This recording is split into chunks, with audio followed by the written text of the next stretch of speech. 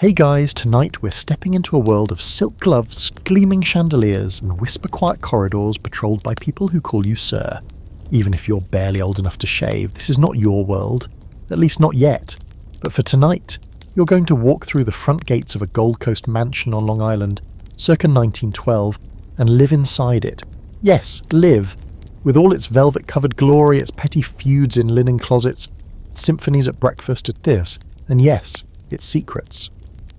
But I'll warn you right now, you probably won't survive this. See? This lifestyle, it's gorgeous from a distance, but up close it'll chew you up like an overcooked pheasant. The pressure to be flawless, the hierarchy tighter than a steel corset, and the fact that the gardenias have to match the menu? Yeah, no thanks. So before you get comfortable, take a moment to like the video and subscribe, but only if you genuinely enjoy what I do here. Also, tell me where you're watching from and what time it is. That's always my favourite part. Now, dim the lights, maybe turn on a fan for that soft background hum, and let's ease into tonight's journey together. You arrive just past dawn with a thin mist curling along the stone wall that borders the estate like a quiet sentry.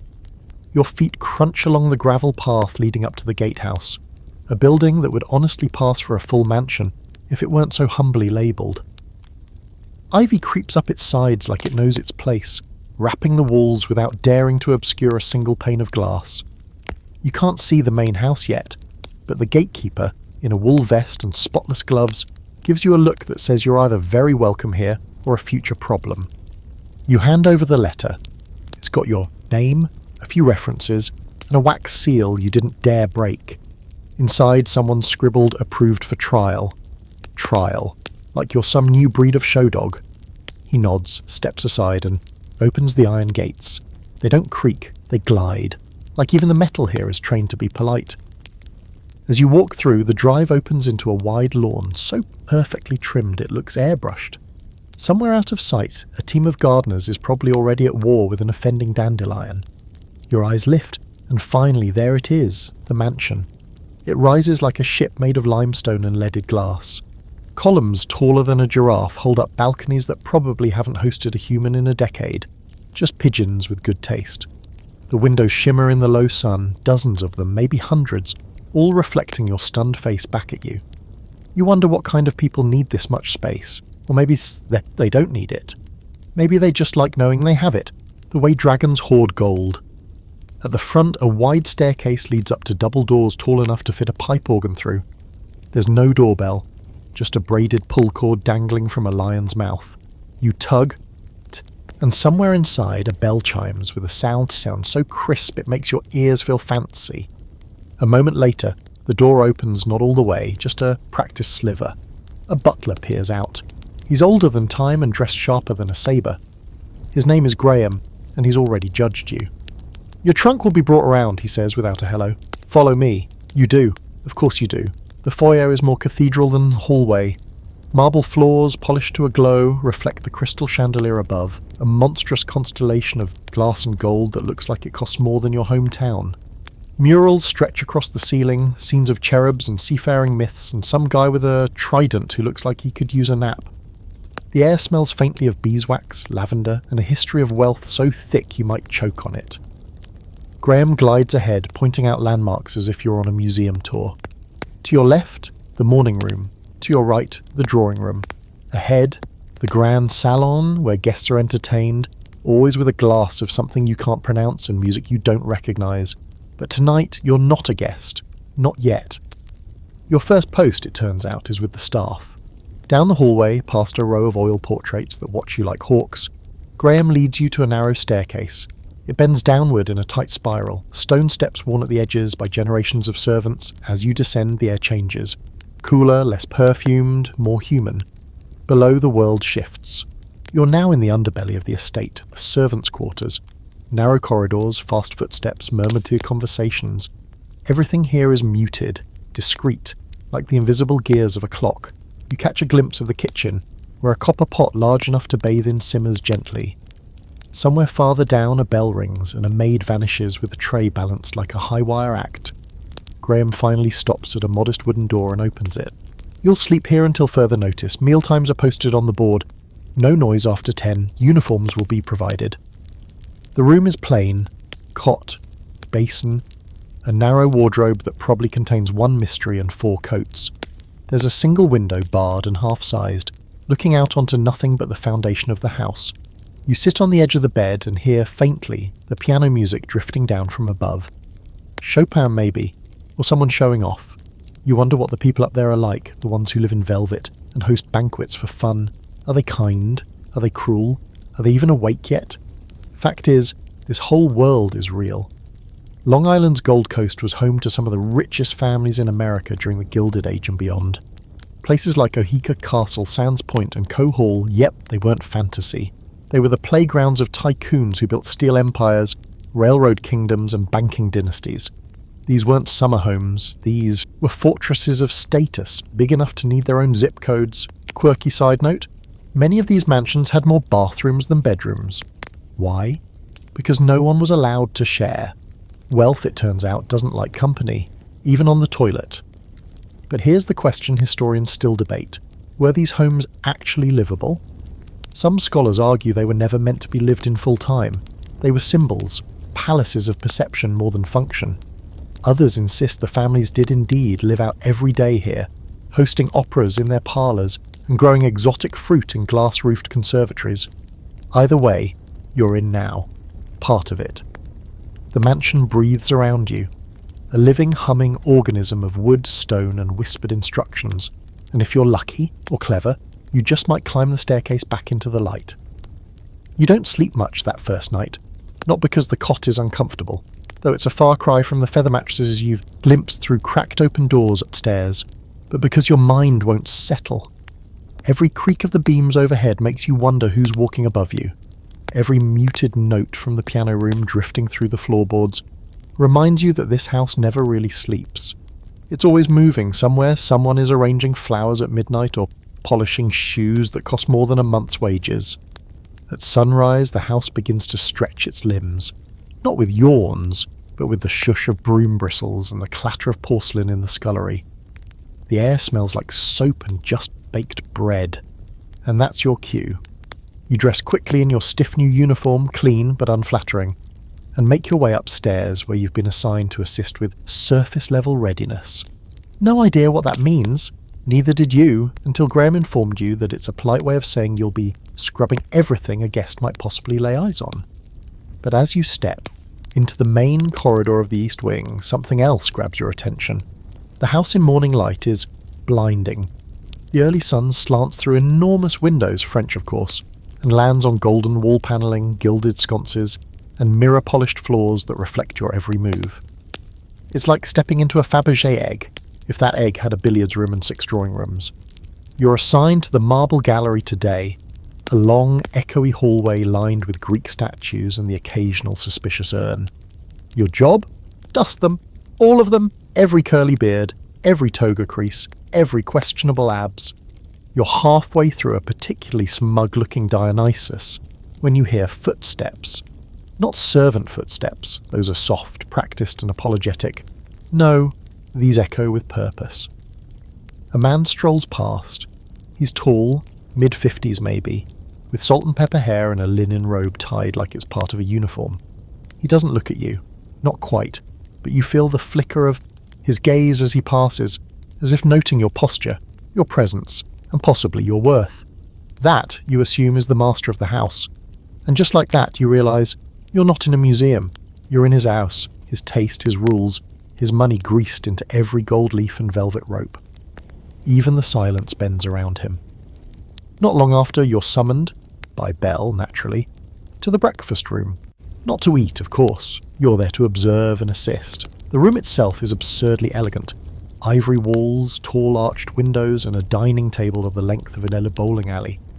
Around it, small islands of people sit politely distant, as if social intimacy could wrinkle the linen napkins. The lady of the house is already seated. She's impossibly still, dressed in a pastel silk housecoat and pearls that would make a nun weep. She doesn't speak much, but when she does, it's in clipped syllables, as if every word costs a bit of oxygen she'd rather not waste. You pour her the Earl Grey, 3 minutes steeped exactly with a thin slice of lemon, no seeds. You know this because the butler hissed it in your ear beforehand, and you nearly sliced your finger getting the lemon seed out of sight. The other guests include a younger woman in tweed, niece maybe, and a man who seems to think the room is waiting for him to entertain it. He jokes about the stock exchange. The others chuckle politely. The lady smiles once, like her Fayad was told to do it and obeyed. The meal itself is absurd. 6 silver dishes, all uncovered with the grace of a magic trick. There's devilled quail eggs, toast points, strawberry cerise soaked in champagne, and something called kedgeree that smells like someone made peace between fish and rice. And all this for breakfast. Meanwhile, back in the kitchen, the cooks have already started lunch, because you're sent down to retrieve a spice box, and the smell nearly knocks you over. Something buttery and aggressive it is already, sizzling. You pass the French chef, Chef Léon, who doesn't acknowledge you but yells at a terrified assistant in a mixture of French and anger. It's unclear which language is more aggressive. You take a moment outside to breathe, stepping into the stone courtyard behind the kitchens. The air is damp with sea breeze and roses. Out here you can see the curvature of the lawn, the way it rolls lazily toward the cliffs that overlook the Long Island Sound. In the distance, white sails drift across the water, each one like a tiny exclamation point in an otherwise leisurely paragraph. Back inside, your shift ends, if anything ever really ends here. You're told you can walk the lower gardens until supper. That's a rare kindness, and you take it. It's during that walk that you understand the full scale of the property. The mansion may be the crown, but the grounds are the robe. Manicured hedges twist into topiary animals. Fountains bubble quietly in corners no one visits. There's a rose arbour, a peony grove, and what looks like a medieval stone folly built for no reason other than aesthetics. You find a shaded bench and sit, hearing only birdsong and the occasional distant bark from the hunting dog's kennel. For a moment, it's paradise, but let's pause here for a bit of historical grounding. By the early 20th century, Long Island's Gold Coast had become a glittering outpost for America's new aristocracy.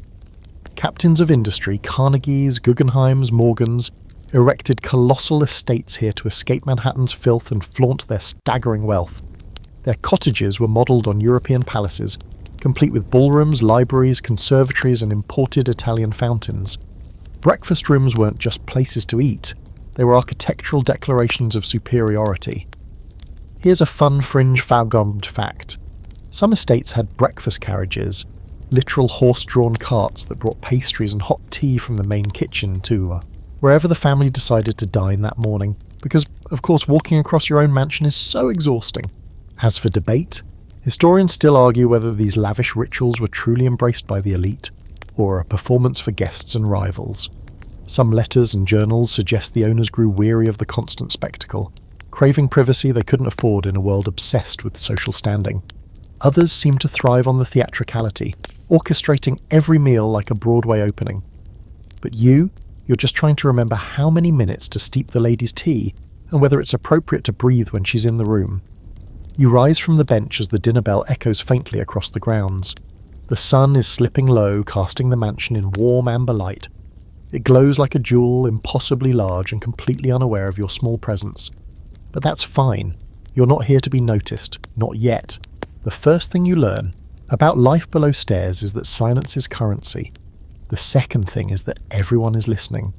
You might think the servants' quarters are a tucked-away, quiet part of the mansion, separate from all the grandness upstairs.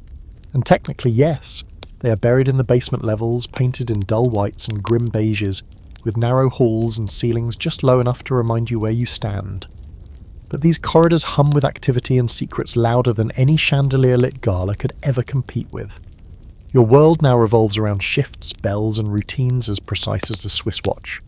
You're given a small clipboard, handmade naturally, listing your duties and zones of access.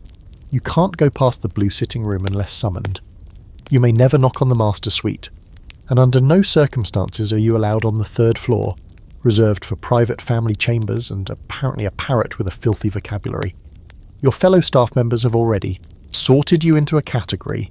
Not friend, not rival, not yet. Just new. You're the wild card in the deck. They're watching to see if you fold. You share a hallway with 6 others. Maids, a valet, a footman, and a mysterious woman named Mrs. Penwick, who doesn't actually seem to do anything but somehow still commands the entire linen room like a queen on a throne of folded sheets. She's the one who tells you, with just enough condescension to feel like education, not to leave your shoes in the corridor unless you want them repurposed by rats or worse, the laundry boy. Meals for staff are served in the servants' hall, which is less a hall and more of a long, windowless room that smells of cabbage and damp wool. You take your spot at the end of the table, beneath a frame motto that reads, "Dignity in Duty." The cook's assistant, a girl with calloused hands and a face always dusted with flour, slides you a plate and doesn't look up. Stew. Again. Conversations ripple. Around you, hushed but sharp. Someone's in trouble for over-polishing the silver. Someone else was caught reading the mistress's newspaper before it had been ironed. Yes, they iron the newspapers. Wrinkles apparently are unspeakable even on newsprint. But the chatter quiets as Graham enters. He doesn't sit. He just surveys like a hawk in pinstripes and gives the tiniest nod of approval when he sees you eating quietly. It's the first compliment you've had in days. Graham is more than a butler. He's the general of this floating army. While the family lives in a world of French pastries and baccarat crystal, Graham manages the trenches. He knows where every doorknob came from, who polished the family silver last, and how many seconds it takes for the upstairs bell to ring twice after the Duke drops his napkin. Nothing escapes him. You suspect he even knows how many hairs are in your hairbrush. That night, you get your first real assignment, assisting during a dinner party. You're not plating or pouring, that's above your pay grade, but you'll be shadowing the main footman, Randall, who walks like he's balancing a coin on his head and addresses everyone, including you, as if they're in a Shakespeare play. "Steady hands, quiet feet," he says, not unkindly. And if you drop the silver, look apologetic, but never surprised. The staff assembles in a narrow hallway behind the dining room wall. You can hear everything. The tinkle of laughter, the clink of forks. You peek through the side door as Randall delivers a tray, and you glimpse the guests, one woman with a feathered hat so large it could legally be a bird sanctuary, a man with a monocle who actually uses it, and the master of the house holding court with the easy arrogance of someone who owns several yachts he never sails. You're sent to fetch a missing cigar box. It's kept in the study, a room you've never seen, let alone entered. Randall gives you the key, and you're in. Instructions are exact. In, out, no lingering. The study is tucked behind a concealed door off the main hall. You find it by pressing a small brass acorn embedded in the wainscoting. The panel swings open soundlessly, and suddenly you're in the most intimate room of the house. It smells like leather, wood smoke, and power. Books line the walls, many first editions. There's a globe the size of a child open on the Pacific, a bearskin rug that probably has its own passport. The cigar box sits precisely where Randall said it would be, on the desk, next to a small velvet pouch filled with uncut sapphires. You pause for half a second, not because you're tempted, but because this feels like a test. Then you leave. Later that night, in the servants' quarters, Randall gives you a tiny nod. Didn't linger. Good. That's the closest thing to friendship you're going to get this week. Historical fact check. In these mansions, the servant population could exceed 50%. People, many of them living on site, often without days off for weeks at a time. There were entire hierarchies below stairs, just as strict and classed as the social ladder upstairs. Upper maids and valets got better food, warmer quarters, scullery workers. Well, you can guess. Fringe detail? Some estate owners imported their staff entirely from Europe, French chefs, English butlers, Austrian nannies, because having a native staff was considered low class. Even the houseplants were foreign. There was at one point a gardener on Long Island whose entire job was caring for imported Italian cypresses that constantly died because New York isn't Italy, but he kept getting paid. As for scholarly debate, there's still discussion about how loyal the staff really was to these great families. Were they proud, loyal servants in a grand tradition, or silent rebels playing a part until better opportunities came along? Diaries suggest both. Some stayed for decades and loved the formality. Others bailed the moment department stores in Manhattan started hiring at decent wages and you didn't have to starch anyone's trousers. You, for now, are stuck. You wash, you iron, you polish, and you watch. Because that's the secret truth of the servants' wing. Down here, everyone sees everything. Affairs, betrayals, what brand of champagne the mistress hides behind the piano. what the master mutters to himself when he thinks no one can hear. You lie awake that night, staring at the ceiling. You've touched silver so fine it reflects your fingerprint. You've walked through a hidden door and not stolen a thing. You've heard a senator argue about tariffs while spitting fish bones into a crystal cup. You're beginning to belong. By now, you've started to understand that mornings in the mansion follow a kind of symphony. Not just any piece of music. This is a slow, elegant overture, where each note is timed down to the second. You rise before the sun, your face still stiff from the cool basin water you splash on it. Your uniform is pressed, collar tight, shoes buffed to a near blinding shine. Downstairs, the kitchen staff are already swearing at each other in 3 languages over a burnt pastry. And upstairs, the day is about to begin, and you'll have a front row seat to how the fabulously wealthy wake up. Your assignment today is simple enough, or so you're told. Assist the valet team during the family's morning routine. This means you won't just be fetching towels or folding silk dressing gowns. You'll be in close proximity to the rituals of elegance, witnessing firsthand what it takes to look casually perfect for a morning walk through one's own gardens. The master's valet, Hobson, is a man who speaks in grunts and measures time in watch ticks. He leads you into the dressing room adjacent to the master bedroom, a space so pristine and masculine it feels like you're inside a whiskey ad.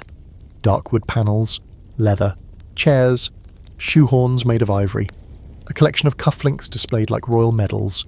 On the vanity, a row of fine brushes, each labelled with its function: scalp, beard, collar, hat. Your job is to assist with wardrobe prep. Hobson explains the morning outfit will likely be casual formal, which is to say no cravat, but definitely spats. You carefully lay out a pale grey suit, pressed linen shirt, polished Oxfords and gloves. Not because it's cold, but because gloves signal refinement even while pruning roses. Then there's the shaving ritual. The master uses a badger hair brush and a silver straight razor passed down from a great uncle who once duelled in Belgium. He doesn't shave himself, of course, that's Hobson's job, but the precision is ridiculous. A warm towel, exact temperature, a lather whipped in a delicate porcelain bowl with a miniature painting of St. George on it. You're assigned to hold the bowl and later to apply cologne to the masters. Temples, yes, temples, because apparently that's what keeps migraines at bay when reading the morning financials. While this is happening, the mistress's side of the house awakens in an entirely different kind of theatre. You catch glimpses through open doors and mirrored hallways, maids laying out gowns on fainting couches, brushing wigs and hairpieces on an elaborate stands, arranging cosmetics in neat military precision. There's a whole room for perfume, seriously, an actual fragrance room with gilded atomizers and velvet trays. The air smells like lilacs and money. The lady of the house requires 3 maids for her morning toilette, one to brush her hair, one to steam her silk dressing gown, and one to read aloud from the society pages so she doesn't have to strain her eyes. Her Pekingese dog, Lord Fluffington, yes, really, sits on a satin pillow and occasionally barks at nothing with great moral conviction. You're not allowed into the boudoir, but one of the housemaids gives you the rundown during tea break. Apparently the lady bathes not once but twice in the morning. First in hot water infused with milk and crushed mint, then a cold rinse to tighten the skin. She believes in alternating temperatures the way some people believe in religion. The breakfast wardrobe is less about comfort and more about subtle domination. Today it's a pale blue day dress with ivory buttons and a pearl-studded belt that took 20 minutes to fasten. By the time she descends the staircase, she doesn't walk so much as glide. You see it yourself from your post in the vestibule. She doesn't smile, but the corners of her mouth lift a quarter inch when the master compliments her appearance. That's basically a love letter in this household. After the family eats, there's the post-breakfast exhale, where things loosen ever so slightly. The master reads the Times, freshly ironed of course, while the lady dictates letters to her personal secretary, a man who always looks like he's 5 seconds from fleeing the country. You're assigned to clean the morning rooms. One of them, a pale green salon used for informal visits, has a harp no one plays and a collection of rare butterflies pinned under glass. You dust around them carefully, aware that each wing probably costs more than a month's salary. In the corner of the room, a maid hums quietly as she polishes a bronze wall sconce. You recognise the tune, something classical but with a strange twist. She notices your confusion. "It's a Hungarian lullaby," she says softly. "The lady heard it once in Vienna and said it soothed her nerves. So we play it here, every morning." Soothing, sure, but a bit eerie too. You begin to suspect everything in this house is curated. Not just for appearances, but to control emotion itself. The sounds, the scents, the routines. Every detail choreographed to sustain the illusion of effortless beauty. Time for a little history. In the Gilded Age, an early 20th century, the upper crust of Long Island society lived by these rigid morning rituals. Wealth wasn't just something you had, it was something you performed. That meant spotless gloves, servants who appeared and disappeared like stagehands, and meals that began with fruit forks and ended with hand towels dipped in rosewater. Here's a delightfully bizarre fringe detail. Many Gold Coast families had personal bath attendants, not for cleaning, but for temperature verification. These men and women would test bathwater with silver thermometers and adjust it to the exact degree specified by the household's health advisor, who was often just a paid hypochondriac with a monocle. And the scholarly debate? Some argue that these routines were nothing more than elaborate coping mechanisms, rituals to fill time and maintain control in a world built on inherited money and vague paranoia. Others think the families genuinely believed in the moral discipline of routine, as if perfectly starched shirts and 9:15 walks through the parterre gardens kept chaos at bay. Either way, you're now part of that dance. A cog in the grand machine of morning perfection. As the afternoon creeps in, the energy shifts again. You're rotated out of wardrobe assistance and sent to the conservatory to help prepare it for an afternoon guest. Someone important, apparently. You pause to look out through the arched windows, watching as a gardener in crisp khaki trims a hedge with almost religious focus. Behind him, the sea glimmers beneath a perfect blue sky. Everything here is orchestrated, even the view. Later, back in your room, you carefully unbutton your uniform and hang it on the lone hook by the door. Your feet ache. Your fingers are raw from handling silver polish and lace trims, but your mind is still humming with everything you saw, the rituals, the luxury, the absurd precision of it all. And the strangest thing? You kind of liked it. You meet her by accident, as most powerful people are met, without warning and entirely on her terms. You're dusting the piano in the rose-coloured salon, your motions slow and careful when the double doors swing open like a curtain call. In glides the lady of the house, not in full social armour this time, but something softer, an ivory blouse with pearl buttons, skirt the colour of champagne, and her hair pinned back just loosely enough to say, "I'm still in control, I just don't need to prove it right now." She doesn't see you at first, or maybe she does and pretends not to. Either way, you're suddenly very aware of your posture and the fact that you're holding a feather duster, like a toddler with a turkey leg. She walks to the window and stands there for a moment, staring out over the eastern lawn. The sun lights her silhouette through the glass, illuminating the faint shimmer in her blouse and the perfect arch of her neck. For a moment, cool, the room is so quiet you can hear the grandfather clock in the hallway, ticking like it's nervous. "Did they change the floral arrangements in the conservatory?" she asks suddenly, not turning around. Or you hesitate, unsure whether to speak or vanish. Yes, ma'am," you answer. "They swapped the orchids for calla lilies this morning." She turns her head slightly, just enough for you to see the profile of her face, sharp and calm as a statue's. "Good. I detest orchids." And just like that, you're dismissed. She doesn't say anything else, just glides toward the armchair by the hearth and opens a small leather-bound notebook. But it's enough. That brief moment has earned you something. Not a pound, not even a name, but an awareness. You've moved from invisible to vaguely tolerated, which in this house is practically a promotion. Over the next few days, you observe her movements like a naturalist watches a rare bird. Quietly from the edge of the room, she moves with the serenity of someone who's never had to rush for a train. Her daily schedule is a tightly choreographed ballet. Correspondence in the breakfast room, tea in the winter garden, carriage rides when the weather permits. She doesn't flinch when the dogs bark or the wind howls through the chimney. The world reacts to her, not the other way around. Among the staff, she's known simply as the lady. Not Mrs. anything, not the mistress, just the lady like she came with the house. She's the reason half the staff smooth their uniforms 3 extra times before walking upstairs.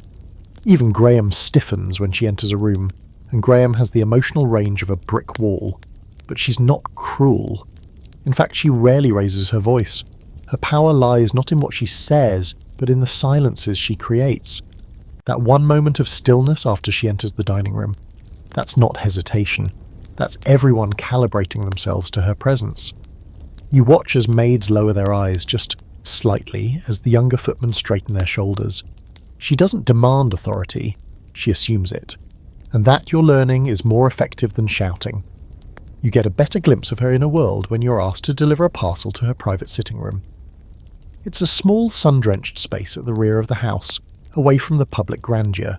Here, the furniture is more comfortable, the paintings more personal. Family portraits, not the grand oil kind, but quiet sketches, line the walls. There's a photograph of two young boys on a yacht, and another of a man standing beside a vintage car, his hand resting casually on the wheel. You realise you've never seen the master smile until now. The smile is small but real, and it's for her. The parcel, it turns out, is a box of stationery, handmade, cream-coloured with the family crest embossed in gold. You place it gently on the desk, beside a half-written letter addressed to someone in Paris. You can't read the full message, wouldn't dare, but you catch the phrase, "as if I still owe the season anything." It sticks with you. What does someone like her owe anyone? Later, you overhear a conversation between the head housekeeper and one of the older maids. They speak in low tones, not gossiping exactly, but piecing together fragments of the lady's past like curators at a museum. Born into shipping wealth, married into banking, educated into Europe, speaks fluent French and Italian. Once refused to sit beside a senator at a dinner because he'd made a joke about suffrage. Rumour has it she turned down a title from some minor European royal because he wore cologne like a debutante. She hosts salons on Sundays, not the hair kind, the philosophy kind, where writers, musicians and bored aristocrats gather to discuss ideas. One time she hosted a lecture on ancient Persian poetry in the music room, and insisted it be accompanied by harp and citrus sorbet. That's the kind of woman she is. Now, time for your historical footnote. Women like the lady, aristocratic, educated, outwardly composed, were central to the social machinery of the Gold Coast. They ran the social calendars, the guest lists, the charitable endeavours. Their power was informal but formidable. While their husbands were off closing deals or playing polo, these women curated entire realities. But here's a strange, wonderful fact. Many of these women wrote secret diaries, not just about the gowns and garden parties, but about existential dread, their dreams of independence, and the quiet war between societal expectations and personal desires. Some of these journals have only recently been found, tucked in attic trunks or sewn into upholstery. The debate among historians, whether these women were truly content with their roles or trapped by them. Some argue they wielded more influence than history gives them credit for, hosting gatherings that shaped policy, funding, early feminist causes behind closed doors. Others say they were gilded prisoners, locked in routines that polished them into museum pieces. Maybe both are true. Back in the sitting room, you straighten the chair she just vacated, the cushion still warm from her presence. You smooth the edge of the desk and adjust the vase of lilies, not orchids. She's already moved on to her next engagement, likely a tea with the woman from the neighbouring estate who insists on bringing her own jam, because American fruit lacks character. You walk slowly back through the hallways, past the oil portraits and mirrored sconces, and think about how much of the house is shaped by her taste, her mood even. She's the pulse of the place. If she's happy, the chandeliers sparkle. If she's not, the soup arrives lukewarm and no one knows why. That night, back in your small room, you replay the moment she looked out the window and asked you that simple question. Not what's your name, not why are you here, just a comment about flowers, but also a test. And you passed. You're beginning to understand that in this house power wears silk gloves, and sometimes it asks you about lilies. The study is off limits. You've been told this more than once in different tones by different people. Graham says it plainly, like it's carved into stone. Hobson mutters it under his breath whenever he catches you even glancing in that direction. Even the housemaids won't linger in the hallway that leads to it. They clean around the door but never touch the brass handle. The message is clear. This is the master's domain, sacred ground, and not your business. So naturally, you can't stop thinking about it. You've only been inside once during that quick retrieval of the cigar box, but it left a strange imprint on your memory. The air in that room is different, thicker, heavier, like the molecules themselves have more status. You remember the scent, cologne and tobacco, and a whiff of lemon oil from the polished wood. And the silence. Not an absence of sound, but the kind of silence that's waiting to say something important, just as soon as you're smart enough to listen. Today you get your second invitation, though invitation might be a stretch. You're summoned. Graham appears while you're rolling the silverware for lunch and says simply, "The master requires assistance in the study. Do not speak unless spoken to." Then he hands you a small tray, a decanter of whiskey, 2 glasses, a bowl of almonds. You carry it like it's made of nitroglycerin. The hallway leading to the study feels colder than usual, as if the house knows you're about to cross a line. You reach the door, inhale once, and knock, 2 light taps. A pause, then his voice, low, deliberate, like a cello in an empty concert hall. "Come." You enter. The study is bathed in afternoon light, muted by dark velvet drapes pulled halfway closed. Books line every wall, some stacked, 2 rows deep, their spines worn and gold-leafed. A massive desk dominates the centre of the room, its surface an organised chaos of papers, fountain pens, maps, and what appears to be a chessboard with a half-finished game. The master stands by the fireplace, one hand in his pocket, the other holding a sheet of parchment. He doesn't look up as you enter. "Set it there," he says, motioning vaguely toward a side table. You place the tray down, trying not to rattle the glasses, and step back, unsure whether to leave or wait. He folds the parchment with care and finally turns to you.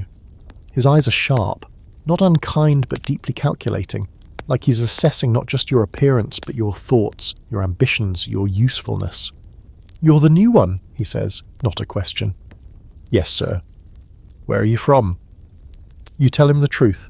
A small town upstate, not much to it. A train station and a bakery, both probably still run by your cousin. He nods, almost thoughtfully. "You have good posture," he says. "That's rare in people who weren't born to it." You don't know what to say to that, so you don't say anything. He walks to the tray, pours himself a whiskey, and gestures, an almost imperceptible flick of his hand.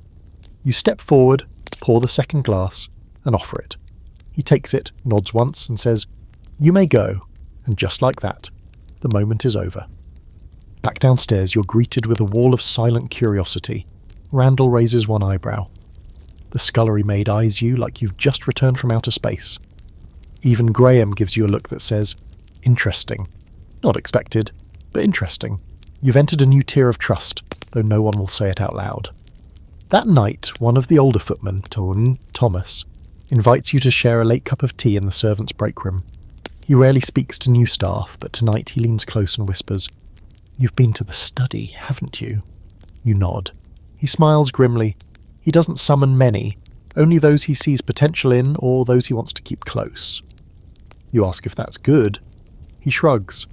Depends if you prefer being invisible. The study, you learn, is more than just a private room.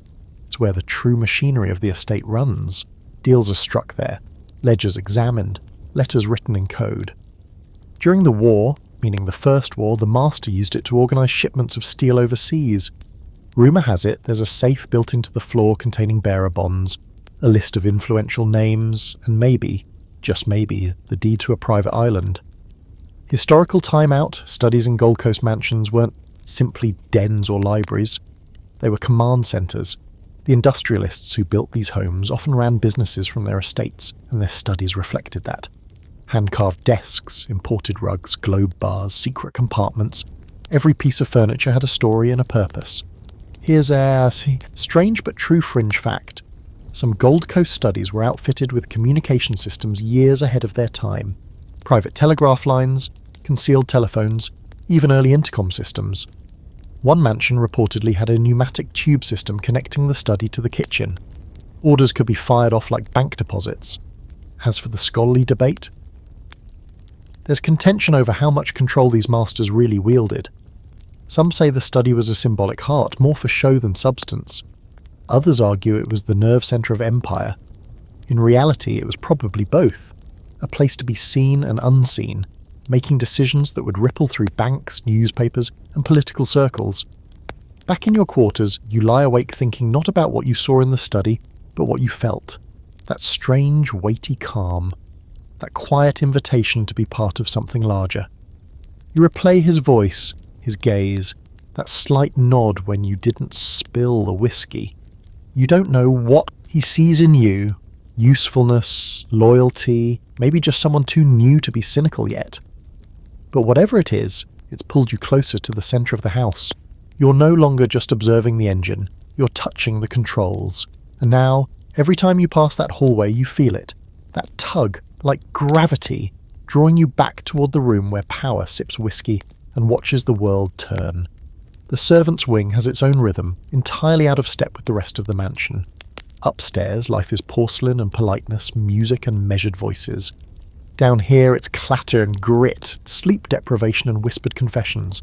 You could spend months living beneath the marble floors and never once be acknowledged by the people dining above you. That's the deal. You're not a guest. You're part of the machinery. Quiet, replaceable, and expected to be grateful for it. Your room is small. Calling it a room is generous.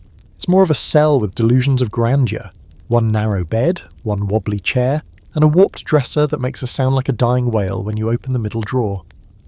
A single square window peers out into a sunken courtyard filled with coal bins and the faint smell of onions from the scullery vent.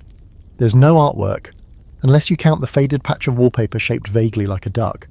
But the walls are thick, and the noises, laughter, arguments, snores bounce through them like they're trying to find a better life somewhere else.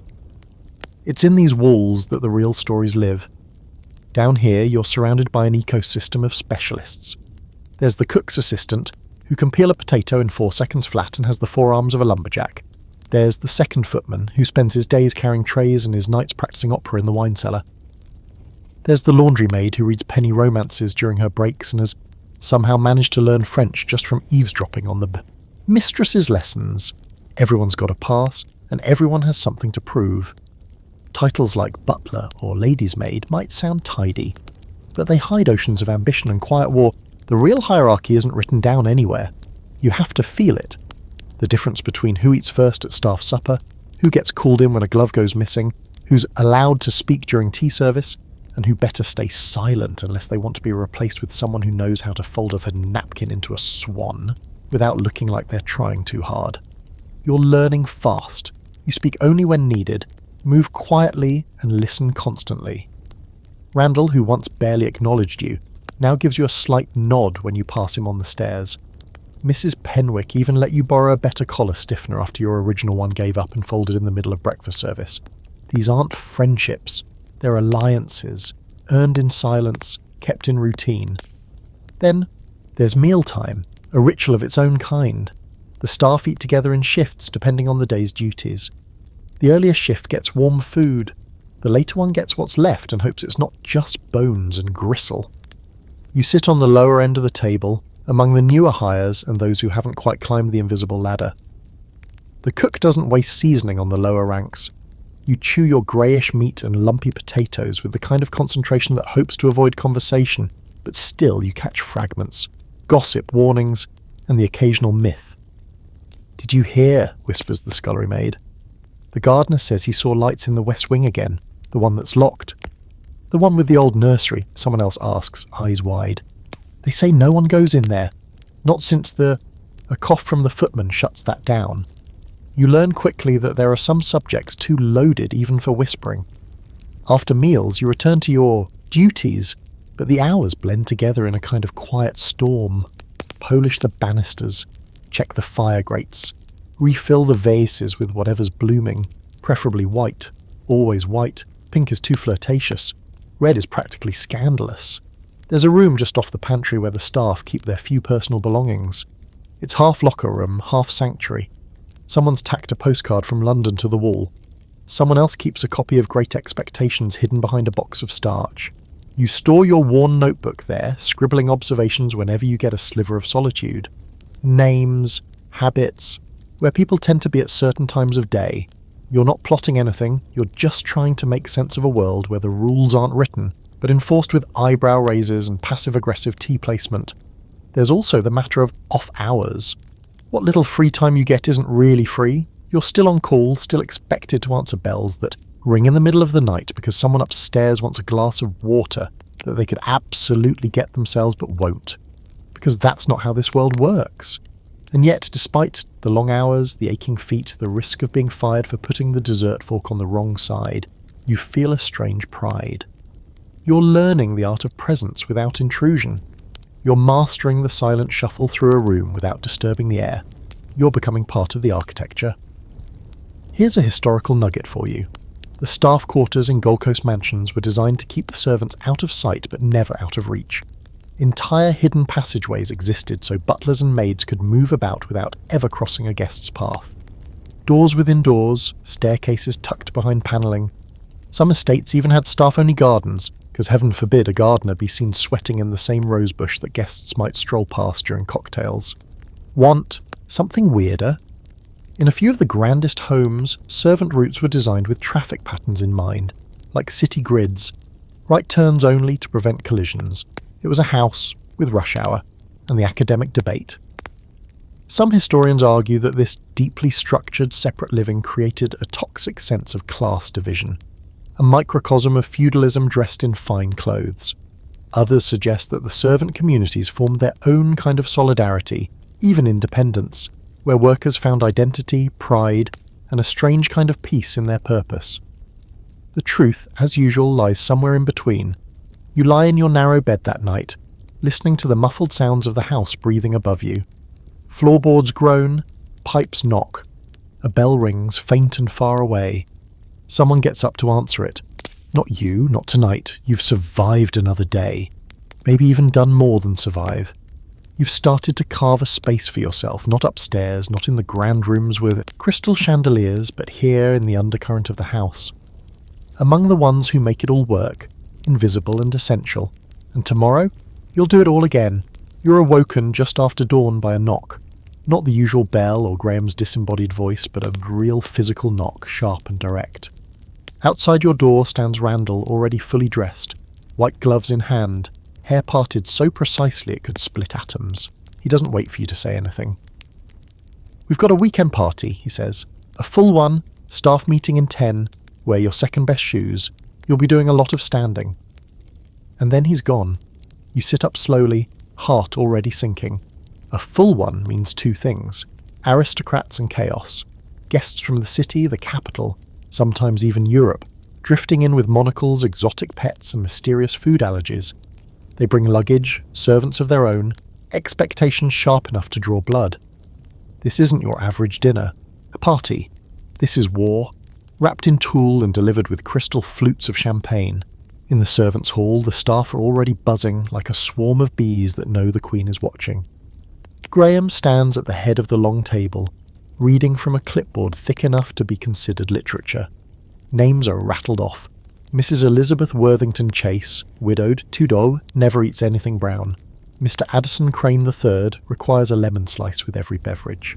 Lady Helena Worth, English, possibly titled Flirts with Staff, do not engage. A minor European prince whose name no one can pronounce and who once ordered an entire parlour repainted because the curtains felt like surrender. The guest list is longer than usual, the stakes higher. These aren't just visitors, they're our currency. Friendships forged in this house can lead to investments, political favours, marriages. Every smile is strategy, every compliment a negotiation. You'll be on the front lines, ferrying champagne flutes like they're diplomatic documents. Your assignment is crucial and naturally a bit terrifying. You're on rotation between the East Vestibule and the Green Dining Room, assisting with guest arrivals, luggage sorting and post-dinner service. You'll be expected to recognise names, retrieve items on command and vanish when no longer needed. And vanish you do. The guests start arriving just after 3, each carriage and automobile more dramatic than the last. The gravel drive becomes a theatre of wealth. You stand stiffly near the door, observing as fur coats, veils and walking sticks parade through the foyer like it's a catwalk made of polished stone. One woman enters carrying a greyhound in a silk coat.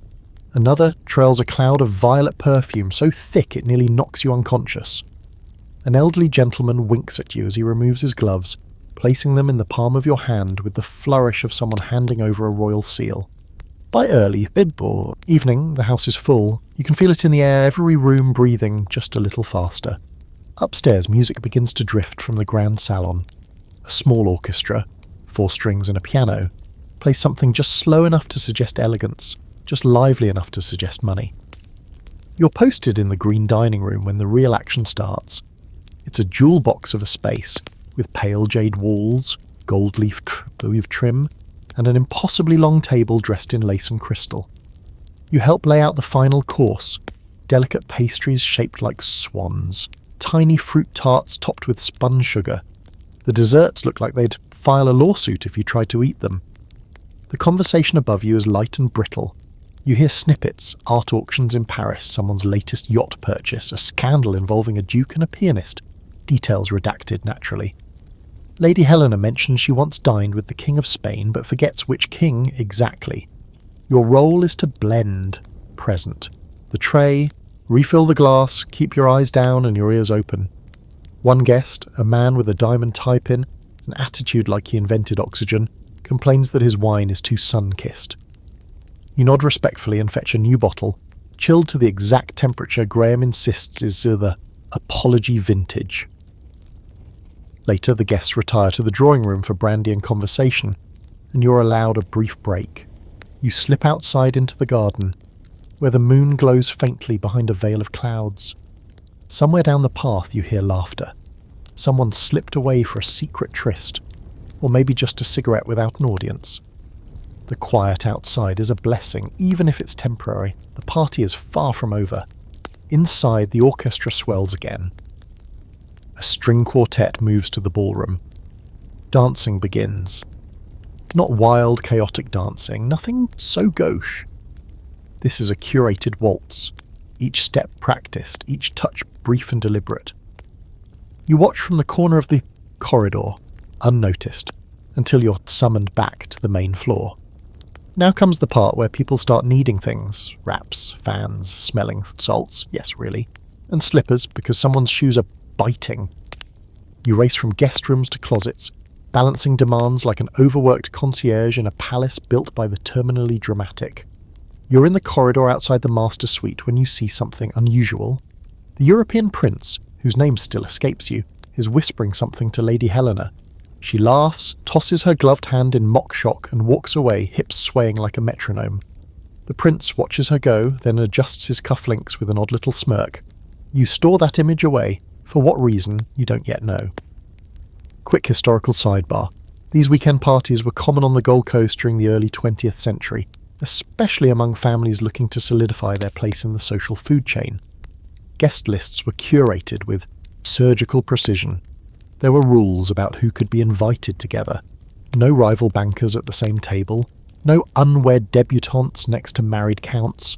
Even seating arrangements were pre-approved by the mistress, who studied social maps the way generals study battlefields.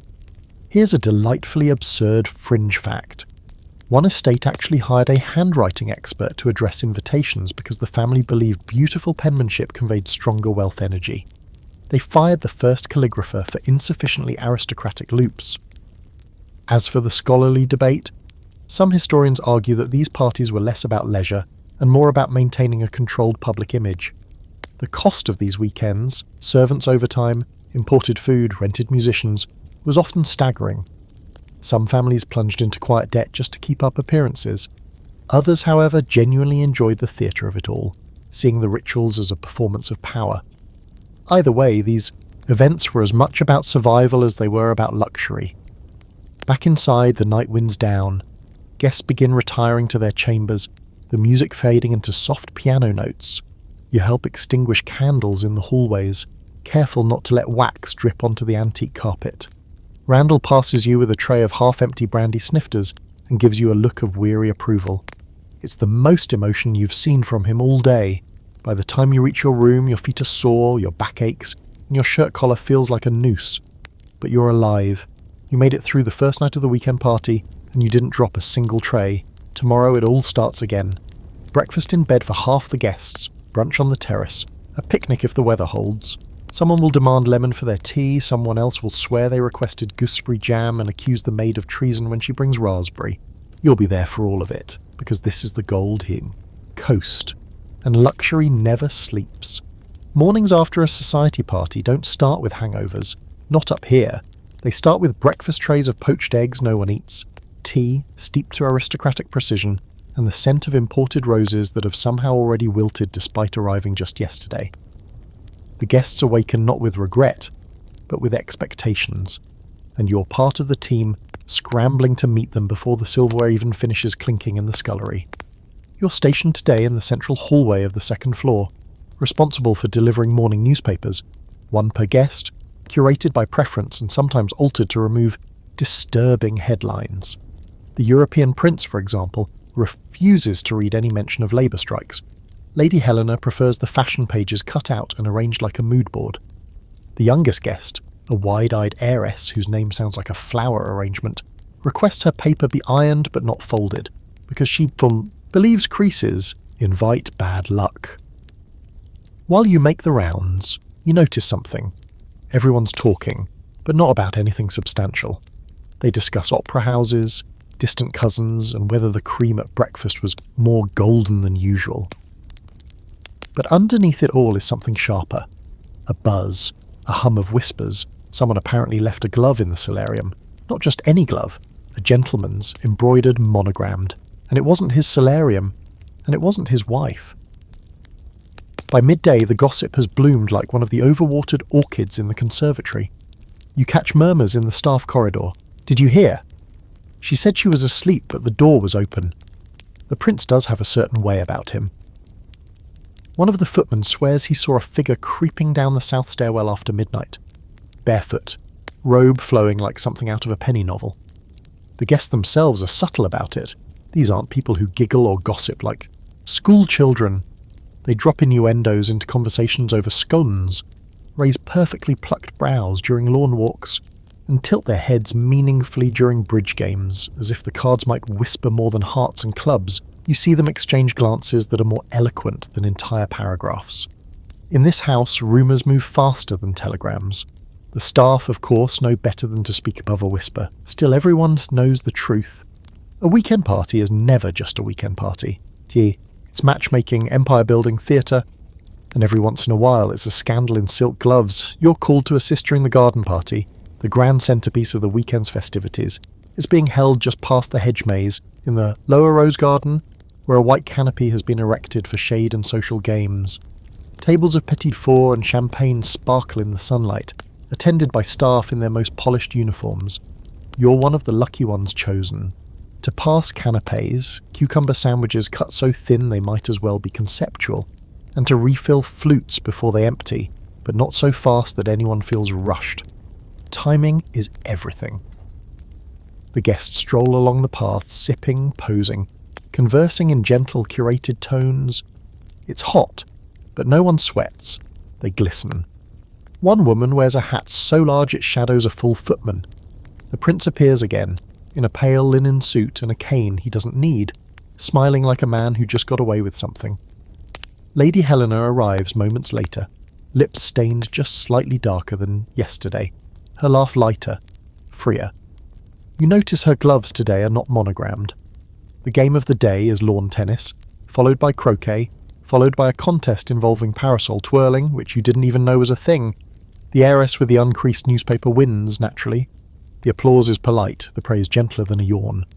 Then comes the real entertainment. Gossip disguised as conversation. You overhear it all. Not because you're eavesdropping, well, maybe a little, but because no one ever really sees the help. That's the brilliance of it. You could be holding a tray of foie gras on toast points and still be invisible, which makes you the perfect witness. I heard he was seen in the West Corridor. You know her corridor, says one woman behind a lace fan. She wouldn't dare, replies another. Not after Vienna. A third simply sips her champagne and says, oh, but she would. Even the staff begin playing their own quiet version of the game. The second valet insists he found a note tucked inside the prince's dressing gown pocket. The laundry maid reports that 2 of the guest rooms had rumpled sheets before dinner, which, as everyone knows, is simply not done. Randall, ever the picture of unflappable formality, simply mutters, "This is why I keep my mouth shut and my eyes forward," then proceeds to polish the same decanter for weeks, 15 minutes, and Graham knows everything. You can tell by the way he appears just before someone needs him, or how he interrupts conversations with the exact amount of presence needed to shift the tone. He's not just a butler. He's a social meteorologist reading the room's pressure and adjusting accordingly. He never gossips, but he always knows exactly when to cough. Now, the historical layer. Gold Coast garden parties weren't just leisure, they were strategy. The most powerful families used them to measure alliances, test engagements, and display wealth without saying a word. The flowers were ordered weeks in advance, the menus approved by the lady of the house down to the flavour of jam. Sometimes even the birdsong was enhanced. Yes, they occasionally imported birds to ensure a more refined soundtrack. Here's a wild fringe detail. One estate reportedly paid a local boy to sit in the trees and chirp just to fill in the gaps between real birds. He was paid in sandwiches and the promise that he'd never be spoken of again. As for the scholarly debate, some historians see these gatherings as harmless traditions, ritualized, refined, ultimately meaningless. But others argue they were loaded with unspoken power plays, where everything from seating arrangements to dessert choices conveyed coded messages.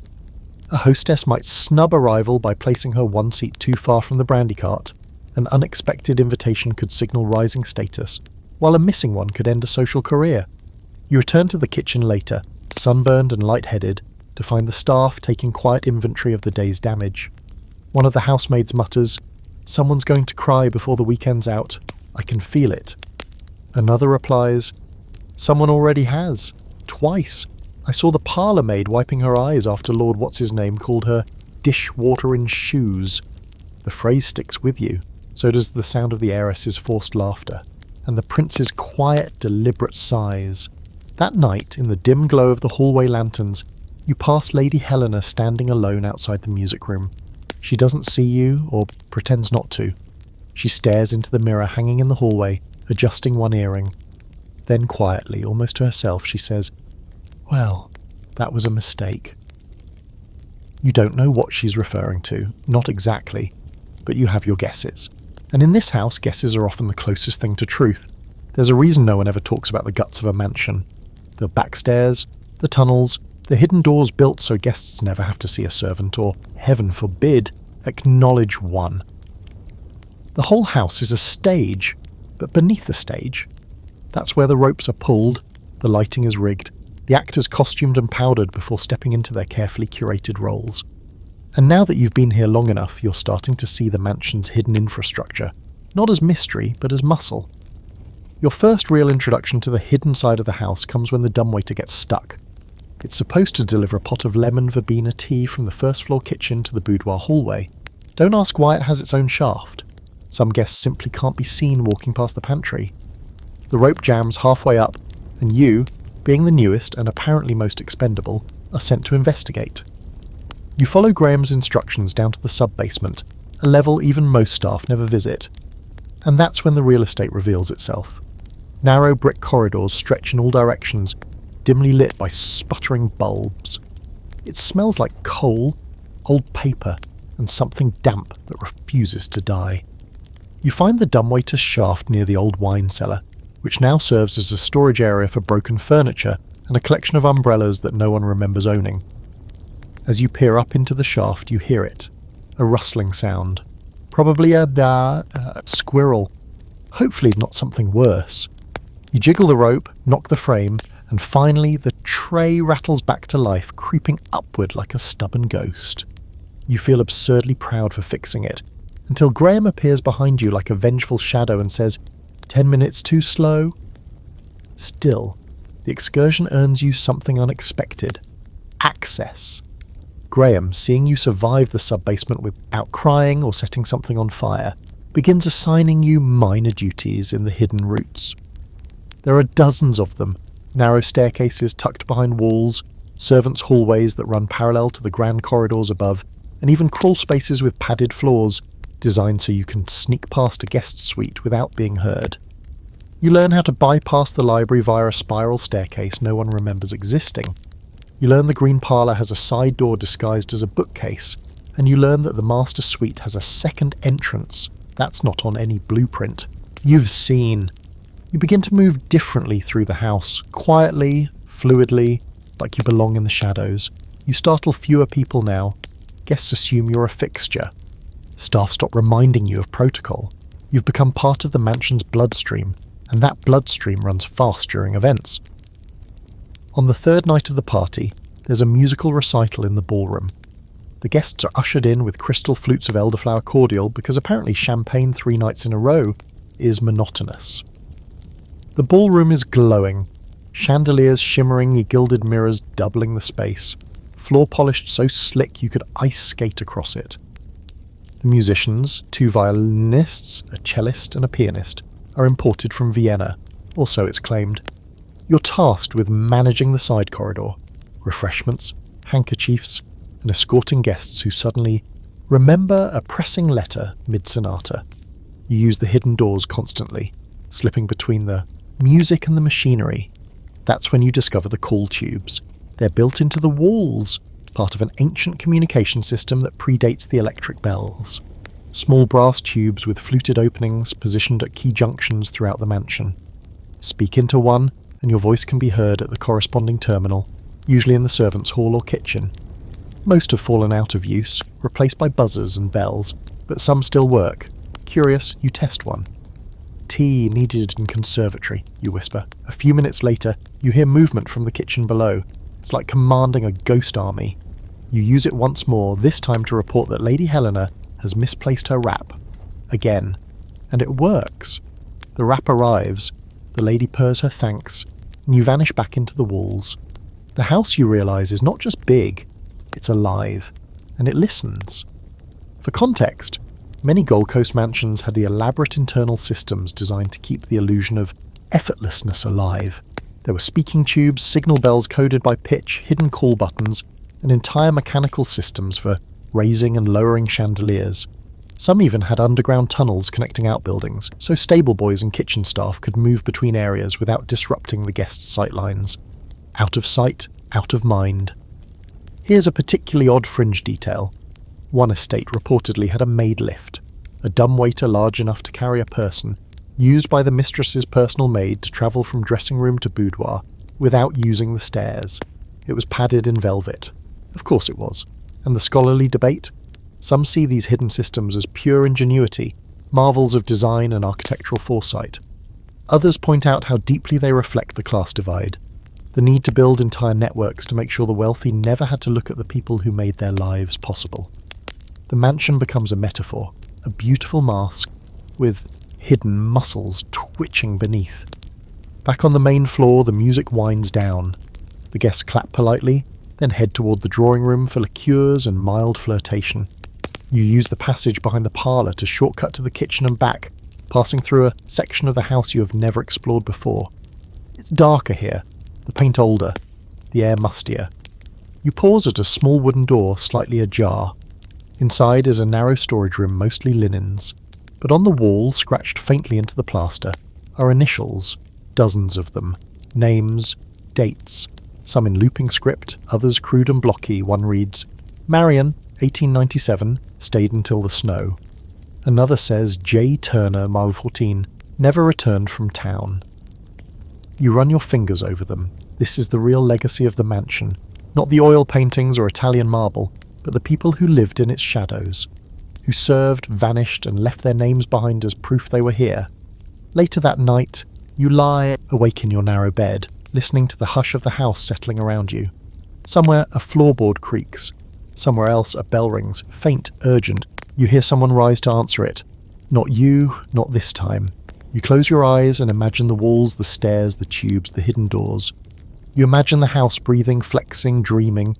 You are now part of its dream, not a guest, not an owner, but something more essential. One of the quiet few who know how the magic works. And tonight, that feels like power.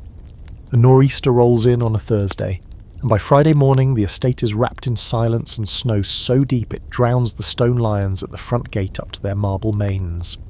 There's no way in or out. The roads are impassable, the telegraph wires are down, and even the most determined guests have been forced to extend their stay. You'd think this would cause panic, but here, it's almost treated like a gift from the universe. An impromptu winter ball is announced. Yes, a ball, with no warning, well, no warning. Because apparently the correct response to being snowed in with dwindling pantry stores is to throw a gala. Within hours, footmen are stringing fresh garlands across the staircase. The silver is being polished with enough vigour to light the room by friction. And you're handed a new schedule with emergency protocols for high society, written in Graham's terrifyingly neat script. And of course, you're on duty, all night. The ballroom, normally used for more formal affairs once a season, is transformed by candlelight and imagination. The musicians, still stranded guests themselves, have been bribed with brandy and blankets to perform. Tables are laid with whatever can be foraged from the kitchen, roasted chestnuts, a surprising number of preserved pears, and at least one mystery pâté that no one questions. The chandeliers glow like ice sculptures, the windows fog with breath and frost, and a fire crackles at the far end of the room, giving the illusion of warmth if not the reality. You're assigned to serve drinks from the eastern alcove, a tight little corner near the piano. Your tray must never be empty, your gloves must stay white, and you are not, under any circumstances, to speak unless directly addressed. Which is fine, because most of the guests are too absorbed in their own reflections in the mirrored walls to notice you anyway. Except for her. The heiress, yes, that one, the one with the creaseless newspaper obsession and the perpetually startled expression, catches your eye as you offer her a glass of mulled wine. She doesn't speak, but she tilts her head slightly, like she's seeing you for the first time, not as furniture, not as part of the wall, as a person. It lasts less than a second, but still, noted. The dancing begins slowly. Waltzes played in slow, sweeping arcs that feel like snow falling in time. Guests move like actors in a dream, their gowns brushing against the floor, their gloves trailing across polished wood. The prince dances with Lady Helena again, of course. They spin a little too close, laugh a little too freely. Scandal is like cologne in this house. Everyone wears just enough to get noticed. One of the housemaids, stationed at the cloakroom, swears she saw two men sneak off into the conservatory holding hands. Another maid insists she heard a duel being scheduled over brandy and a misunderstanding about someone's cousin. Meanwhile, Graham circulates like a ghost in formal wear, ensuring that every tray is full, every curtain symmetrical, every social landmine skillfully avoided. But it's not all drama. Some of it is genuine joy, or at least something close. You see it in the way the guests relax their shoulders when the storm howls against the windows, in the way they sip cider and pretend the world has paused just for them. There's a strange kind of freedom that comes with being trapped among crystal and wood smoke. And then the music stops, the power flickers, a collective breath is held, and darkness falls, swallowing the room like a velvet curtain. For a full 5 seconds there is absolute silence. No one moves, no one speaks. Then someone laughs, candles are relit, lamps are trimmed, and somehow, impossibly, the party continues, quieter now, but warmer. The guests, stripped of their usual distractions, become more human. You see them truly talk to one another. No posturing, no pretense, just tired eyes and stories whispered under the flicker of flame. A man confesses he's terrified of horses. A woman admits she's never read Shakespeare. Someone else claims to have seen a ghost in the music room, though they might just be trying to get out of dancing. You're called to help pass around blankets and more mulled wine, and as you do, something strange happens. A guest, an older gentleman with the eyebrows like hedges and a voice like gravel, asks for your name. You blink. "Pardon, sir?" "Your name," he repeats. "You've been moving like clockwork all night. What's your name?" You give it to him, cautiously. He nods, smiles faintly, and murmurs, "Reminds me of a man I served with in France, had a similar walk." And that's it. He returns to his conversation, but you feel different now, recognised, not just seen but registered. For a moment, your name exists in this room the same way theirs do. Historical fact! Snowstorms on the Gold Coast weren't rare, but power outages in houses of this size could become full-blown operations. Many mansions had backup systems, generators, stockpiles of candles, even so oil lamps with monogrammed chimneys. One estate reportedly kept a ball box in storage, an emergency cache of party supplies, gowns and sheet music, for situations exactly like this one. Because being snowed in didn't mean skipping the performance. It meant improvising with style. Fringe fact, some elite families had what they called a social emergency plan. It included pre-written conversation topics, fallback games that required no electricity, and, in one case, a ranking system for which guests would be offered. The guest rooms first if the snow lasted longer than 3 days. The rest encouraged to enjoy the rustic atmosphere of the library floor. Translation: find a couch and make it work. The debate among historians? Some believe these moments, snow-ins, sudden blackouts, unplanned recitals, revealed the cracks in the social armour. They allowed the elite to show vulnerability, even kindness, stripped of their usual rituals. Others argue it was just more theatre, a different kind of show with a new script. Guests could play simple and unfussy for a night, then return to being terrors by breakfast. It's possible both are true. By the time the power returns hours later, most guests have fallen asleep in armchairs or retired to their suites. The ballroom is littered with half-burned candles, forgotten gloves, and the faint smell of cinnamon and wool. You help collect the empty glasses, careful not to wake anyone who's dozed off in the warmth of the fire. Outside, the snow still falls, but something inside the house feels softer now, less rigid. For one night, the mask slipped a little. The mansion breathed more deeply, and you standing in your scuffed shoes and candlelight feel like you are part of something real. Not just the staff, not just the furniture, but the evening itself. You walk back to your room, candle in hand, snowlight in your eyes, and think, if the world outside never thaws, maybe that wouldn't be such a bad thing. The greenhouse is off limits, not in a formal posted sign kind of way, but in the quiet, unspoken language of the staff. You just don't go there unless you're told. It's kept locked most days, key hung beside the back pantry like a forgotten trinket. Only the head gardener and occasionally the mistress herself ever request access. But after the snowstorm and the impromptu ball, the routine relaxes just slightly, like the house, overfed on candlelight and mulled wine, has loosened its corset. And that's how you find yourself summoned to the greenhouse one late afternoon with a request that doesn't make much sense. Fetch the winter orchid book. No one tells you who sent for it. No one explains why it's urgent.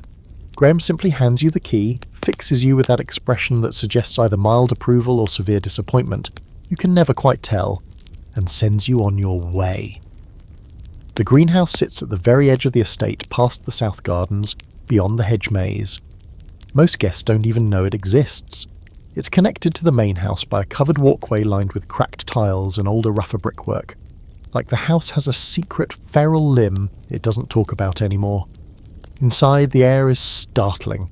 Warm, wet, and thick with the smell of earth, and something faintly sweet like overripe fruit. A fine mist hangs in the air, glowing in the late afternoon light pouring through the curved glass roof. You wipe condensation from your forehead, eyes adjusting to the tangle of green, white, and sudden bursts of colour. Orchids bloom on every surface, planted, potted, suspended from wires. Some cling to tree branches like they grew there naturally. Others dangle upside down in glass globes. It's less a greenhouse and more an indoor jungle with an art degree. You spot the book quickly enough, balanced precariously on a rusting shelf beside a bottle of flower tonic and a pair of gardening shears. But what distracts you is the noise. A laugh. Not just any laugh.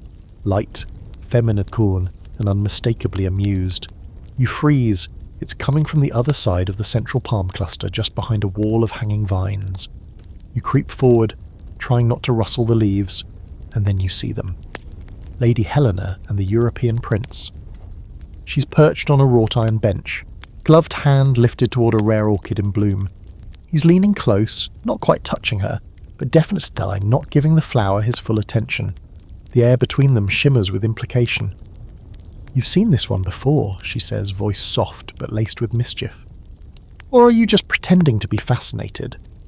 "I'm fascinated by many things," he replies, brushing his thumb against her wrist under the pretense of admiring her bracelet. "Some of them are even alive." You back away before they notice you, heart pounding. You don't want to be caught. You don't want to explain why you were there, or how you became an unwilling eavesdropper to what appears to be the next chapter in a slow-motion scandal. Later, you return the book, quietly, no questions asked, and get back to work as if nothing happened. But the greenhouse lingers in your mind, not just for the rendezvous you stumbled upon, but because the place itself is unsettling in a way the rest of the house isn't. It's too alive, too wild. Unlike the marble floors and velvet drapes, the greenhouse doesn't care about etiquette. Things grow and die in there whether you're watching or not. Later that evening, while helping polish the silverware for supper, one of the kitchen maids leans toward you and murmurs, "You hear what they found in the greenhouse last week?" You shake your head. An orchid missing, one of the rare ones, vanished. The gardener's beside himself. They think someone took it, just clipped the stem and walked off with it. You pause mid-polish. "Why would someone steal a flower?" She shrugs. "Because it's worth more than some people's salaries. Because it's rare. Or maybe just because they could." It makes sense in a strange, twisted way. Orchids like the ones in that greenhouse aren't just flowers. They're status. A well-cultivated bloom says you have time, space, and a staff to care for something completely useless. It's a flex, and stealing one? That's something else entirely, a power move, a message. The staff begins buzzing with theories. "It's the prince, all right."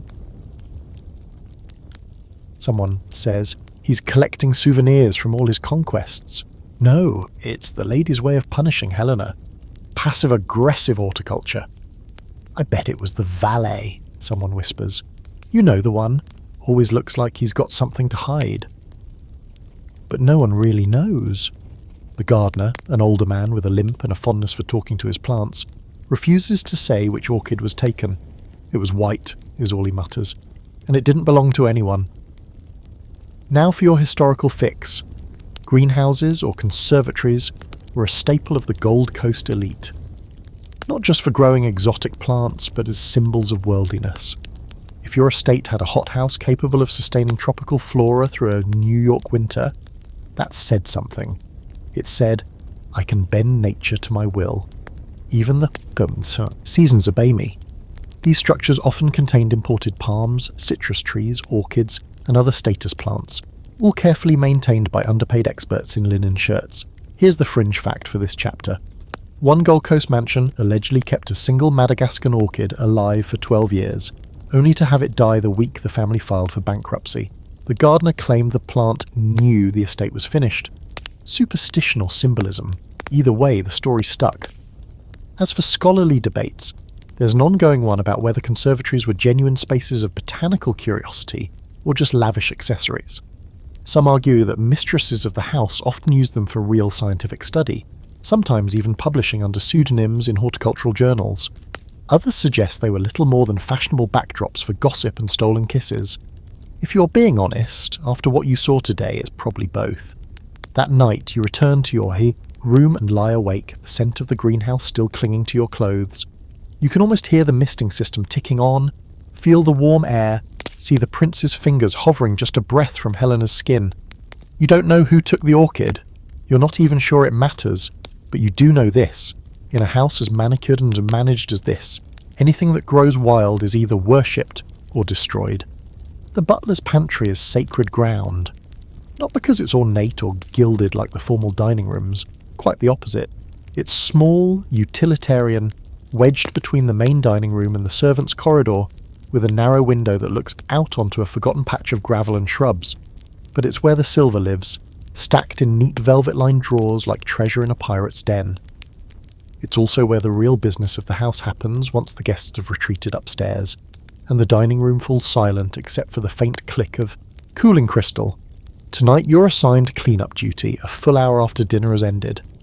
The guests have retired to the music room to listen to the heiress play something technically perfect but emotionally vacant on the Steinway, and the staff is down to its night rotation. You step into the pantry and breathe in the familiar mix of polish, lemon oil and warm starch. This is where the staff loosens their collars, literally and metaphorically. Someone always sneaks in a biscuit. Someone always starts a story so. It's where gossip grows teeth. You stack the dessert forks, tiny insistent things that practically demand you hold them with your pinky out, and begin wiping down the counters when Randall enters, holding a half-empty tray of liqueur glasses like a man who's seen too much. He sets it down and sighs in a very un-Randall-like way. 3 guests sent back their port, he says. with the weight of someone relaying a battlefield casualty report. Said it was too dry. Too dry, as if it hasn't been aging since the Spanish-American War. You offer a half smile, unsure whether sympathy or sarcasm is more appropriate. Randall just shakes his head and leans against the wall, undoing the top button of his collar in a small act of personal revolution. Then the cook's assistant wanders in, claiming she's looking for the citrus grater, which everyone knows is code for "I'm hiding from Graham." She tosses you a wink and produces 2 small sugar biscuits from inside her apron, like a magician with a carb-based act. The 3 of you settle into the kind of conversation that can only happen when you've been elbow-deep in opulence all day and are now surrounded by trays, crumbs, and the soft chime of the last remaining spoon settling into its drawer. Then someone mentions the ghost. It's always a maid who brings it up. This time it's Mary, the shy one with a stutter who usually avoids eye contact. She's standing by the pantry door with a stack of folded napkins and says barely above a whisper, "I heard footsteps last night. In the north corridor. No one there." And the bell rang. The one from the blue room. Everyone freezes. The blue guest room has been locked for months. No one's stayed there since midsummer, after a guest supposedly fell down the front steps and broke his ankle.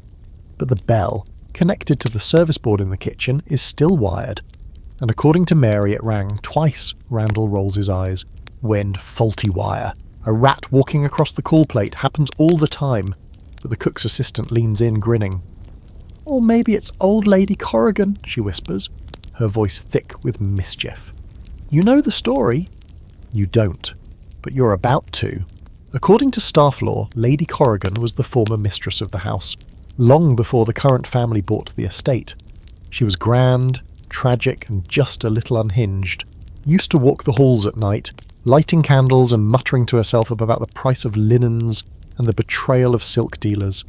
The story goes that she died in that very blue room sometime in the 1880s, after locking herself inside and refusing to eat for 3 days. Some say she was grieving a lost lover. Others say she just didn't get the wallpaper she wanted. But ever since, odd things have happened. The call bell rings, curtains flutter with no breeze. The scent of violets, her signature perfume, lingers near the fireplace even in winter. Once, a maid swore she saw a figure sitting at the vanity, brushing hair that wasn't there. Randall scoffs, but there's a slight tightness around his eyes now, the kind of tightness you get when logic doesn't quite erase a memory. "Ghost or no ghost," he says, "if that bell rings again tonight, I'm not answering it." You all laugh, nervously. Later, after the pantry's been cleaned and the silver locked away, you return to your room. The hallways are quiet, the kind of stillness that wraps itself around your ankles and follows you like a pet. You walk a little faster past the blue room. The door is closed. The corridor smells normal, wood polish, wax, and the faint scent of roast beef from dinner. And then, behind you, the sound. One chime. You freeze. A second chime. The blue room's bell. You turn slowly. The corridor is empty. The light flickers once, probably just a faulty bulb, and then steadies. You want to believe it's nothing. That Randall was right. A rat, a wire, a draft. But when you step into the staff hallway, you smell it. Violets. Historical note. These ghost stories weren't just late-night entertainment. In many Gilded Age mansions, it was common for staff, especially those who lived in the house full-time, to pass around tales of hauntings. It gave them a sense of shared history, a feeling that they were part of something older, stranger, and perhaps more meaningful than simply polishing silver and fluffing pillows. Some of these stories even made it into local newspapers, sparking mild hysteria among guests. Fringe fact, one Long Island estate reportedly had a staff member whose entire job was ghost management. Not as a joke, genuinely. He was tasked with calming the nerves of guests who reported sightings, adjusting the decor to soothe restless spirits, and even lighting candles in supposedly haunted rooms to appease the energy. He was paid more than the head footman. The academic debate? Some historians argue that these ghost tales were coping mechanisms, ways for staff to process the emotional weight of serving families whose wealth came with unsettling detachment. Others suggest they were acts of rebellion. The house might belong to the rich, but the stories belonged to the staff. Ghosts were democratic. They appear to anyone. You don't sleep well that night. Every creak of the floorboards, every pop of the radiator sounds like footsteps. You keep the candle burning longer than usual. Not because you believe in ghosts, but because you're not sure you don't.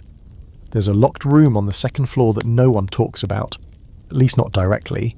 It's not abandoned, not dusty, not even hidden, really. But it has the kind of presence that makes you walk a little faster when passing its door, like your body knows something your brain's too polite to say out loud. You first notice it on laundry day. You're helping deliver a set of monogrammed linens, white with blue embroidery so delicate it looks like whispers stitched into fabric. And Graham hands you a list. It includes each bedroom currently occupied, with instructions to avoid room 7 entirely. No sheets, no towels, no contact. You ask if it's empty, and Graham gives you a look that says, it's full of things you'll never understand, but curiosity is a persistent little parasite. Weeks go by and you find excuses to pass by room 7. The door is heavy, oak with a slightly warped brass knob and no nameplate. Once, you think you hear something from inside, a rhythmic tapping, like a watch being wound. Another time, you catch a glimpse through the keyhole and see nothing but velvet darkness and the faint glint of gold. Then, one morning, a surprise. Graham sends for you. He's in the master's study, sorting through a stack of ledgers and handwritten receipts. The mistress requires an inventory of the collection, he says, without looking up. Which collection, sir? He slides a ring of keys across the desk toward you. Room 7. You freeze. Take the footman with you, he adds, almost as an afterthought. And be discreet. You find Randall in the hallway, already informed, already frowning. Lucky you, he says. The jewellery inventory. Enjoy counting things that could fund a small revolution. You unlock the door. The room is unlike anything you've seen in the mansion. Not grand, not theatrical, but dense. Every inch of it radiates money in its purest, most condensed form. Cabinets line the walls. Mahogany, glass-fronted. Each one housing an item so rare, so precise it looks more artifact than accessory. Tiara stands. Velvet trays of rings. Lockets with family crests and bracelets so fine they look too fragile to wear. There are drawers labelled pendants, evening use only, and others that simply say retired, pre-04. You and Randall work in silence, logging each piece. He calls out the item, you write it down. Diamond necklace, emerald clasp, uncut stones, code D4. Earrings, rose gold, sapphire teardrop, one missing. You note that too. And then, tucked in the back under a velvet cover, the centrepiece. It's a tiara, not the kind made for costume balls or loaned to duchesses. This one is cold royalty. Platinum filigree, set with pearls and moonstones, the central arc rising like the crest of a frozen wave. It has weight, not just in carats, in history. Randall whistles softly. They say she wore that to a dinner with a king, he mutters, and made him feel underdressed. You're halfway through cataloguing a box of antique brooches shaped like insects when Randall nudges you. He's found something odd, a necklace unlike the others. No case, no number, just a chain of jet black stones, set in gold so dark it almost looks burnt. Never seen this one, he says, tilting it in the light. Don't touch it. I've got a bad feeling. You write it down anyway. Unknown necklace, black stomach stones, no inventory tag. You finish the task after several hours. Return the key to Graham, say nothing about the necklace, even though it lodges in your brain like a shard of glass. Later that night, you pass the mistress in the hallway. She's wearing a silk shawl and humming a tune you don't recognise. She nods as you bow slightly, and for the first time you realise she's not wearing any jewellery at all. Historical context time. These kinds of private collections weren't just displays of wealth, they were vaults of identity. In the Gold Coast era, family jewels were as important as bank accounts. They were worn not just for beauty, but to assert power, lineage and taste. Owning a necklace once worn by a queen, or a tiara that outsparkled an ambassador's wife, meant you were someone, even if you'd bought your way into it. But here's a strange fringe fact. Some women deliberately commissioned invisible jewellery. Gemstones mounted behind the ear, rings worn on the inside of gloves, diamonds sewn into hems, because real wealth apparently didn't need to shout, it whispered in platinum. As for the scholarly debate, Historians argue over whether these collections were truly used or simply hoarded. Some claim they were symbols of personal power, tools for navigating a world where women were expected to smile and decorate, not dominate. Others say they were merely trophies, stockpiled in rooms, like this one to feed egos and reassure heirs. You think of the Blackstone necklace and you dream of it that night. Or maybe not dream, you can't quite tell. You see a ballroom, empty, the chandeliers dark, a single candle flickers on the floor, and someone, maybe the mistress, walking barefoot, wearing only the necklace. Her hair is down, her face unreadable. When you wake, your hands are clenched. The next morning, the door to room 7 is locked again. Graham returns the key to its silent hook by the pantry. No one mentions it. Randall won't even meet your eye. But as you polish the silver later, you catch a glimpse of the mistress through the parlour window. She's wearing a new pair of earrings, simple, understated, unlike anything from the collection. Maybe they're new, or maybe she's just tired of wearing her history. There's a commotion in the motor court, not the usual sort, the clatter of trunks, the low rumble of a new guest's car purring in from the gravel. It's drive, but a different energy altogether. It's loud, chaotic, and coming far too early for anything elegant. You're sent out by Graham with a simple directive. See what's happened, but don't insert yourself unless it's on fire. And even then, only if the family is involved. The morning air is sharp, the kind that makes your fingers ache by the time you cross the courtyard. You round the ivy-covered wall that separates the house from the service court and see it. The master's prized Rolls-Royce, deep navy blue with silver accents that have been hand-polished within an inch of their lives, is missing. Not parked, not relocated, just gone. In its place stands the garage manager, beet red in the face, his cap in his hands, stammering to a footman and 2 security men who are definitely not regular staff. You stay back, but your ears work just fine. I locked the gate myself. I always lock it, he insists, as if saying it enough times will make it true. No, one had the key, no one but... He stops, glances at the security men. No one but the family. That part doesn't get repeated. You slip back into the house before anyone notices, but the rumours already outrun you. By lunch, the staff corridors are pulsing with theories. The cook insists it was stolen by bootleggers. They've been circling the estates lately, haven't you heard? One of the maids swears she saw someone tall and foreign-looking sneaking toward the stables after midnight. The laundry boy claims he heard the engine purr around 3 a.m, but no one listens to him, because he once said he saw a bear in the rose garden, and it turned out to be Graham in his overcoat. You try to put it out of your mind. Cars break down, cars get misplaced. Wealthy people lend things casually. Maybe the master took it himself and forgot to say so, but something's off. No one in the family is saying a word. And no one's panicking, at least not outwardly, which is almost worse. Then the real shock arrives. The newspaper. You're sorting mail in the vestibule when you see it. Tucked into the pages of the New York Herald, a headline halfway down the page. Banker's nephew arrested in Manhattan. Joyride incident, vehicle linked to Gold Coast estate, the nephew, of this house. You read the paragraph 3 times to be sure. He's been staying with the family for weeks, tall, quiet, always lurking near the fire with a drink he didn't sip.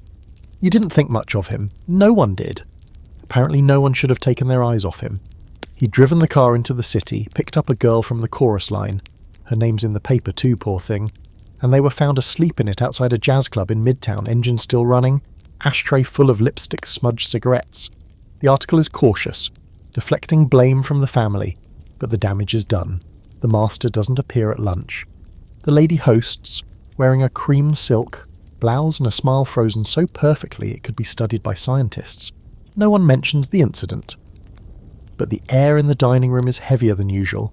The silence between fork clinks more pronounced.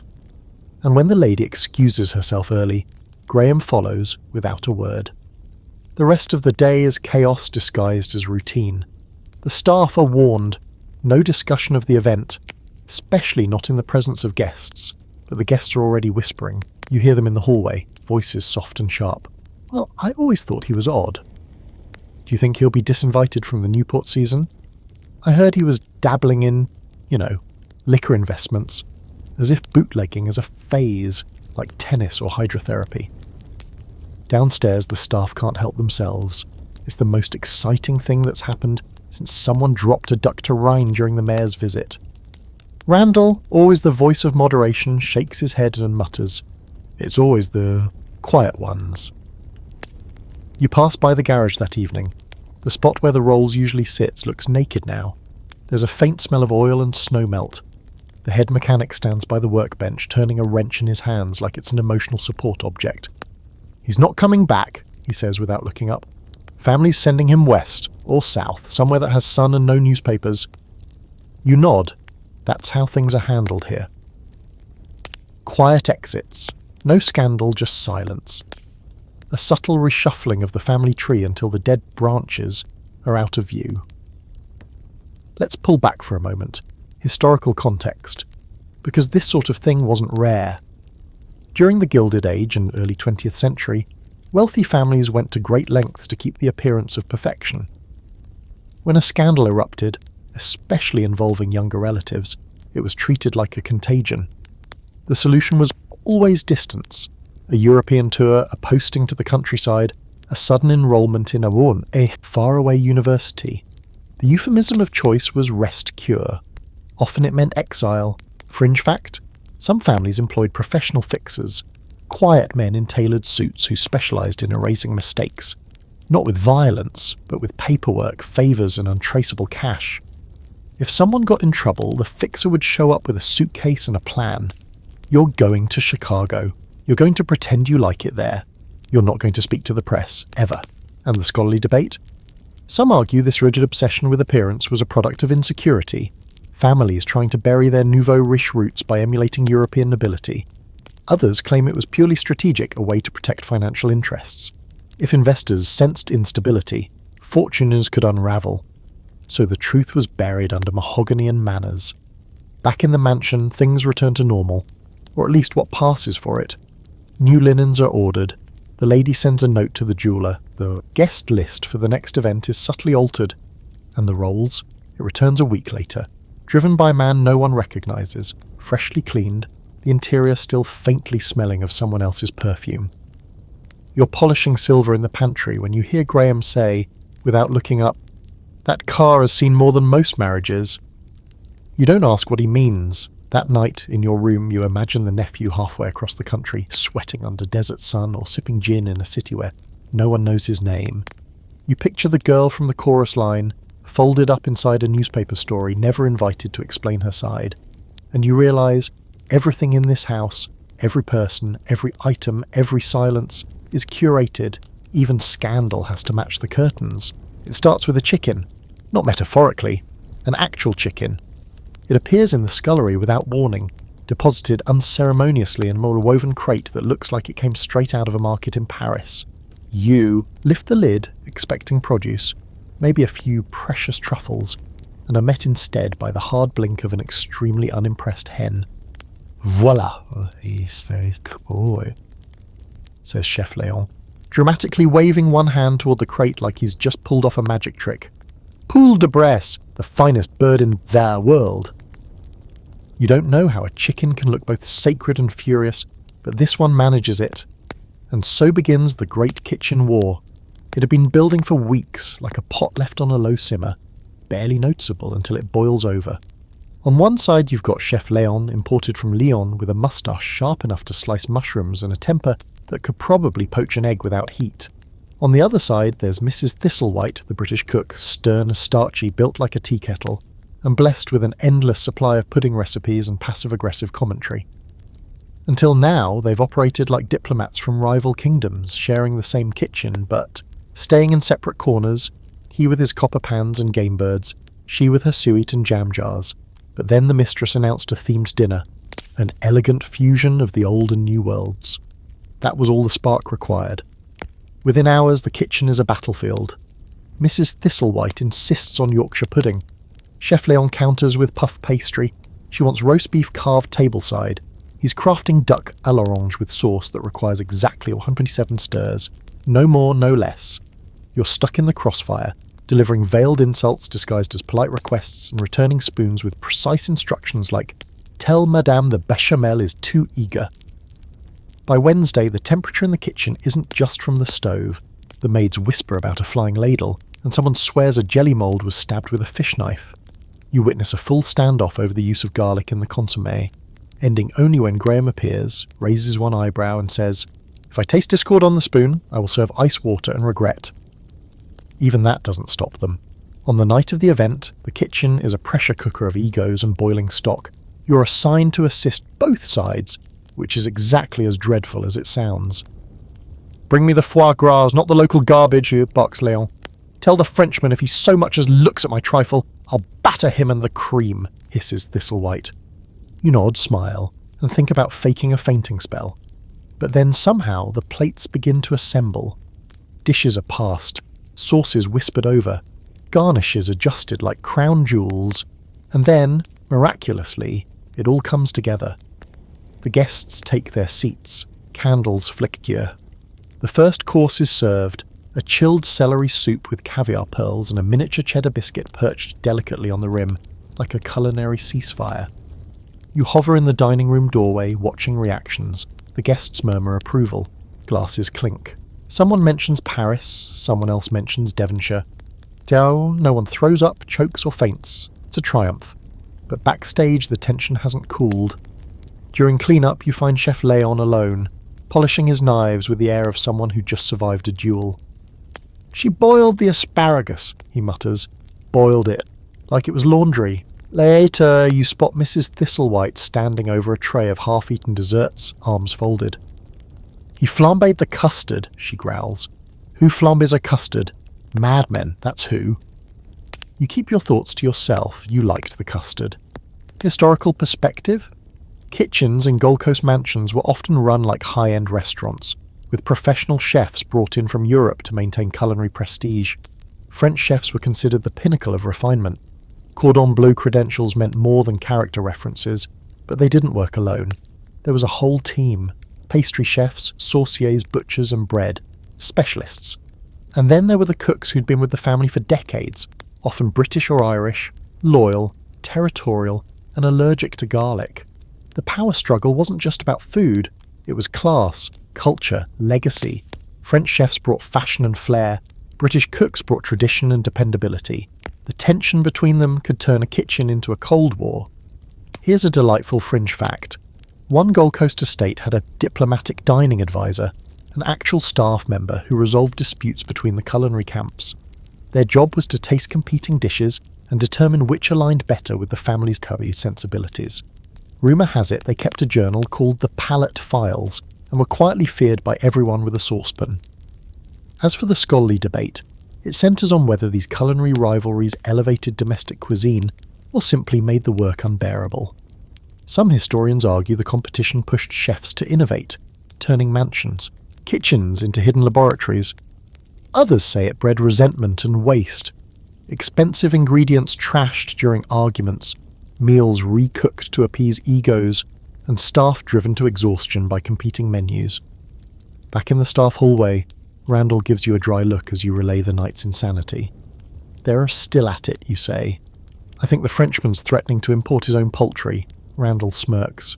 "I'd pay to watch that bird get through customs." You both laugh, and for a moment, the house feels lighter, till Graham walks in. "There's a second dinner tomorrow," he announces. "The guests have requested another fusion showcase." He pauses, surveying you all. "I want no broken pans, no threats of poison, and no flambé unless the dish expressly requires flame." No one speaks. Somewhere in the kitchen, a pot boils like it knows what's coming. That night, back in your room, you can still smell truffles in your hair and thyme on your hands. You dream of custards expiating, of chickens with French accents, of silver trays shivering under the weight of two culinary empires colliding. And in your dream, you're asked, is it French or is it English?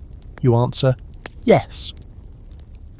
The music room isn't just a room, it's a mood, a statement, a fragile, gilded temple of taste.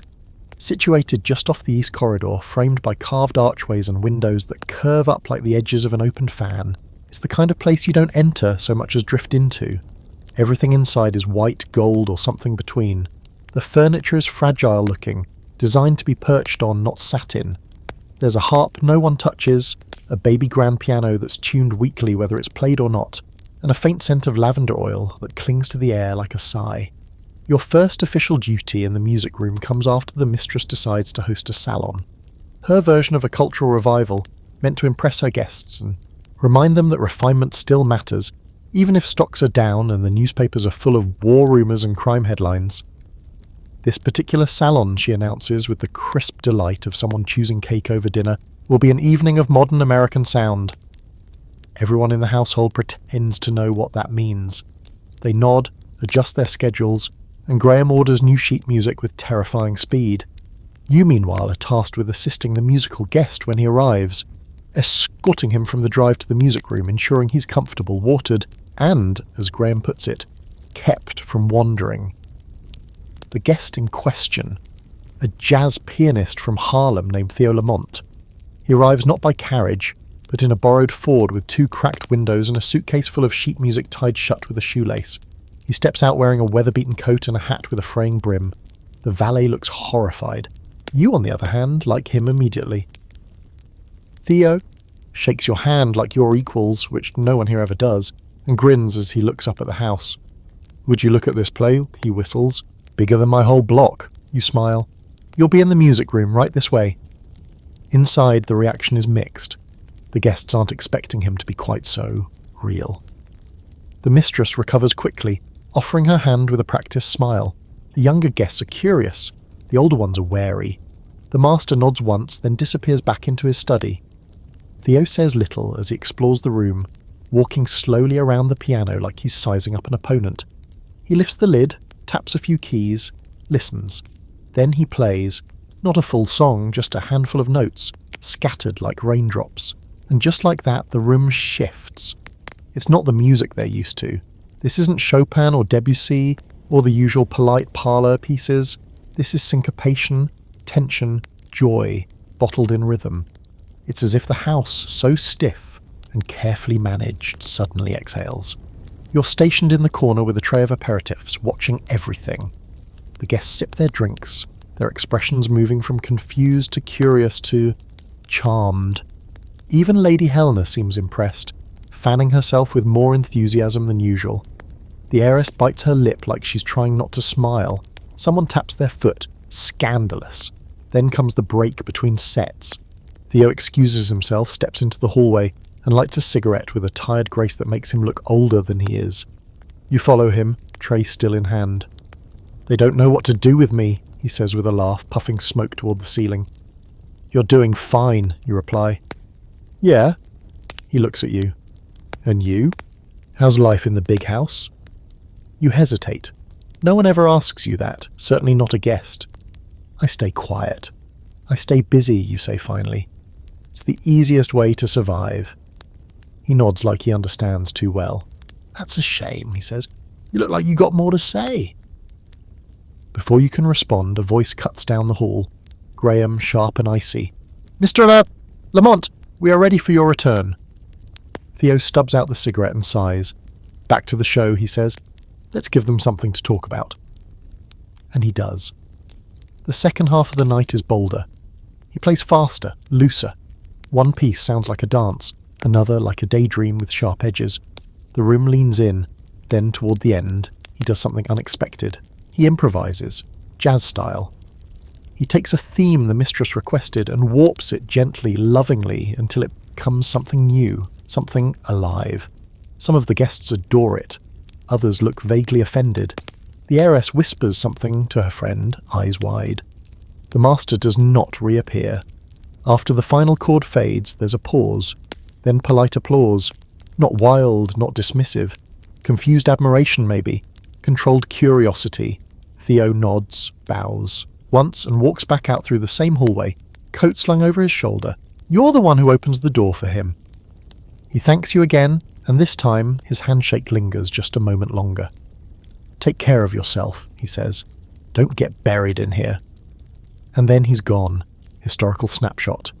Music rooms like this were standard in Gold Coast mansions, intended to showcase not just wealth but culture. They were often the most carefully decorated spaces in the house, built for acoustics, adorned with instruments rarely played, and used for salons, gatherings that blurred the line between performance and performance of taste.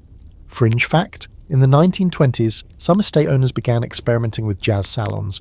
but only under very specific conditions. Jazz was still seen as risque, unpredictable, even dangerous. It was allowed in as long as it was filtered, cleaned up, slowed down, performed by musicians deemed acceptable. Some families even hired white musicians to imitate jazz, thinking it safer, which brings us to the scholarly debate. Was the inclusion of jazz a sign of progress or appropriation? Some argue these salons helped introduce new art forms to skeptical audiences. Others claim they sanitized jazz, stripping it of its soul to make it palatable to the upper crust. Scholars still argue about the intent versus the impact. You return to your room late that night, the final notes still echoing in your memory. You lie back on your narrow bed, stare at the ceiling, and wonder what would happen if you did speak up. If you said the things you think instead of folding them into silence. Outside, the wind carries the last echoes of a syncopated melody. For the first time in a long while, the house doesn't feel so rigid. It feels like something shifted. And you feel like maybe, just maybe, you're still playing your own song. Romance in the mansion is forbidden. Not by any rule written in ink or stitched into the servant handbooks, but by something much more effective, unspoken threat. It's understood from the moment you arrive that personal entanglements below stairs will be met with disapproval, and entanglements across the class divide will be met with something closer to exile. But unspoken rules are only as strong as people's willingness to obey them. And people, as you've now witnessed firsthand, are almost comically bad at denying themselves. It starts, like most things here, in the periphery. A pause that lasts a beat too long. A hand brushing another under the guise of passing silverware. You catch it in glimpses, a certain look shared across the drawing room, a whispered conversation just before morning service, the way someone disappears from the corridor just as another enters, is the butler's niece, the new maid Lillian Ann, and the second footman Charles. Both young, both quiet, and both increasingly suspicious in their synchronized absence. You don't mean to spy. Honestly, you'd rather not be involved. But in a house like this, where nothing goes unseen for long, you notice because you have to. It becomes part of your survival instinct, like recognizing the mistress's mood from the click of her heels, or knowing when a storm is coming just from the way the dining room windows creak. One afternoon you find them in the servants' hallway off the laundry. Lillian is sitting on the bottom step of the back staircase, her apron crumpled in her lap. Charles stands just above her, talking low, hands tucked into his pockets. They don't touch, but they might as well. The space between them is full of every unsaid thing. You don't interrupt, but you don't hide either. Lillian sees you, flinches slightly and offers a weak smile. "Just taking a moment," she says. You nod. "Of course." They vanish quickly after that, scattering like birds when the wind shifts. But the pattern doesn't stop. They find each other in the tiny spaces, between duties, passing in the scullery, meeting eyes across the great hall during supper service. She once slips a note into his vest pocket, a folded scrap of linen torn from an order sheet. You only know because Randall fishes it out by mistake and raises one elegant eyebrow before quietly tucking it back. He says nothing. Not to her, not to Graham, not even to you, because even Randall knows what this house does to people. You remember a story the cook told you early on, during one of your first late-night pantry shifts. A tale about a former lady's maid and a valet who fell in love. Real love, if that kind of thing can even survive here. They planned to run away together. Had a whole escape mapped out, right down to the ferry schedule. But on the night of their escape, someone found out. The valet was dismissed. Quietly, efficiently, the maid was reassigned to another estate. They never saw each other again. The cook always ends the story with a shrug and a cup of tea. "It's not a tragedy," she says. "It's just what happens. You want to believe Charles and Lillian are different. That somehow they'll beat the odds. That the rules of this place, the weight, the hierarchy, the whisper chains, won't crush them the way it crushes so much else." But then comes the letter. It arrives mid-morning, delivered by hand. A simple envelope, cream-coloured, no seal. Lillian reads it in the corridor. Her face stays unreadable until she finishes. Then she folds it once, tucks it into her apron, and walks away like nothing happened. Later that evening, she tells you what it said. "They're sending me to the summer estate in Connecticut," she says, her voice low, her eyes dry. "The lady says she needs someone she can trust there during the spring rotation." You don't need to ask why. You don't need to ask who told the lady, or if she even needed telling. These things make themselves obvious eventually. "I leave on Sunday," Lillian says. "No notice, no chance to say goodbye to anyone." You know what that means. It means no goodbye to Charles. No final walk through the gardens, no stolen moments in the linen closet. Just a silent, polite vanishing. The next day Charles comes to you in the courtyard, where you're hauling a crate of table linens. "Have you seen her?" he asks. You nod. "She's packing." He looks down, jaw clenched. "I thought we were careful," he says, more to himself than to you. You want to tell him he were careful, that they both were. But in a place like this, care doesn't protect you. Discretion is just delay, so you don't say anything at all. Lillian leaves on a grey Sunday morning, no fanfare, just a carriage with worn wheels and a driver who doesn't speak unless you ask twice. She hugs the kitchen maid, shakes Randall's hand and walks past Charles without a word. He watches from the servants' hall window, eyes sharp but unreadable. When the carriage disappears, down the lane he exhales once, quietly, and returns to polishing the stair railings like nothing ever happened. Historical note: forbidden romances were common in Gilded Age households, between staff and family, even between guests and employees. But they were rarely tolerated. The illusion of a smooth, refined household demanded that emotional messes be cleaned up faster than silver spills.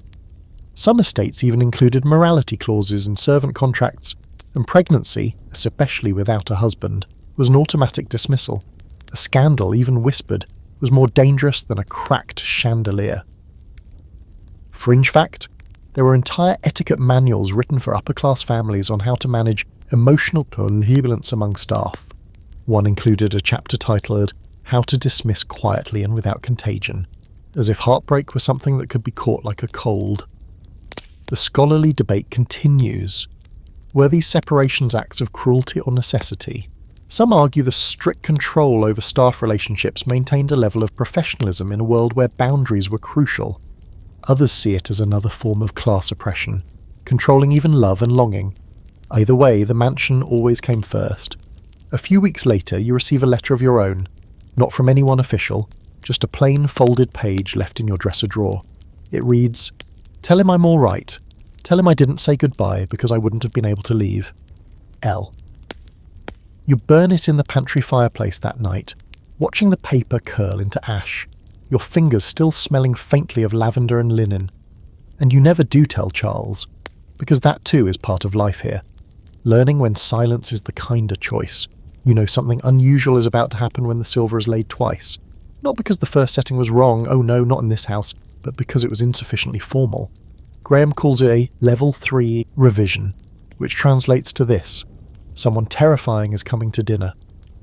Then the staff bulletin appears. In the kitchen, tacked beside the recipe for consommé and the list of acceptable bread crust tones, is a single slip of cream paper bearing the words, "Visiting royal guest, Thursday evening. All staff in formal presentation condition. Maintain silence and poise at all times. No eye contact unless addressed. No unsolicited speech. No slang, regionalisms, or complaints about footwear. This is not a joke." Gee, that last line, "this is not a joke," tells you everything. And so the mansion becomes a hive of anxious preparation. Every rug is brushed, every candlestick is repolished, silver polish flows like wine. Even the stained glass windows are dusted, which frankly feels more symbolic than practical. The guest of honour? A duke, real title, real castle, and, according to whispered gossip, a royal cousin from some damp stretch of Europe you'd struggle to find on a map. He's been invited by the master, likely as part of some long game involving transatlantic investments, political favours, or just the satisfaction of having a royal in the dining room. You're not on dining service tonight. You've been promoted to parlour standby, which means you're posted just outside the dining room during dinner, ready to fetch anything requested in sotto voce by the butler or a guest too refined to ask for seconds out loud. From this perch you witness the royal procession. The Duke is not tall, not handsome, and not especially elegant. But he is royal, and so everyone acts as if he were all three. He wears a tailcoat with medals, which clink softly when he sits. His accent is hard to place but seems vaguely Central European, like he spent his life halfway between an opera and a thunderstorm. Dinner begins with fanfare, actual fanfare. A trumpet solo in the vestibule, followed by the footmen bringing in the soup like it's the Holy Grail. The staff has been drilled into perfect silence. Graham glides like a ghost at the Duke's elbow. The mistress smiles exactly enough. The master manages to look both casual and reverent, as if having royalty au vert for dinner is simply Thursday.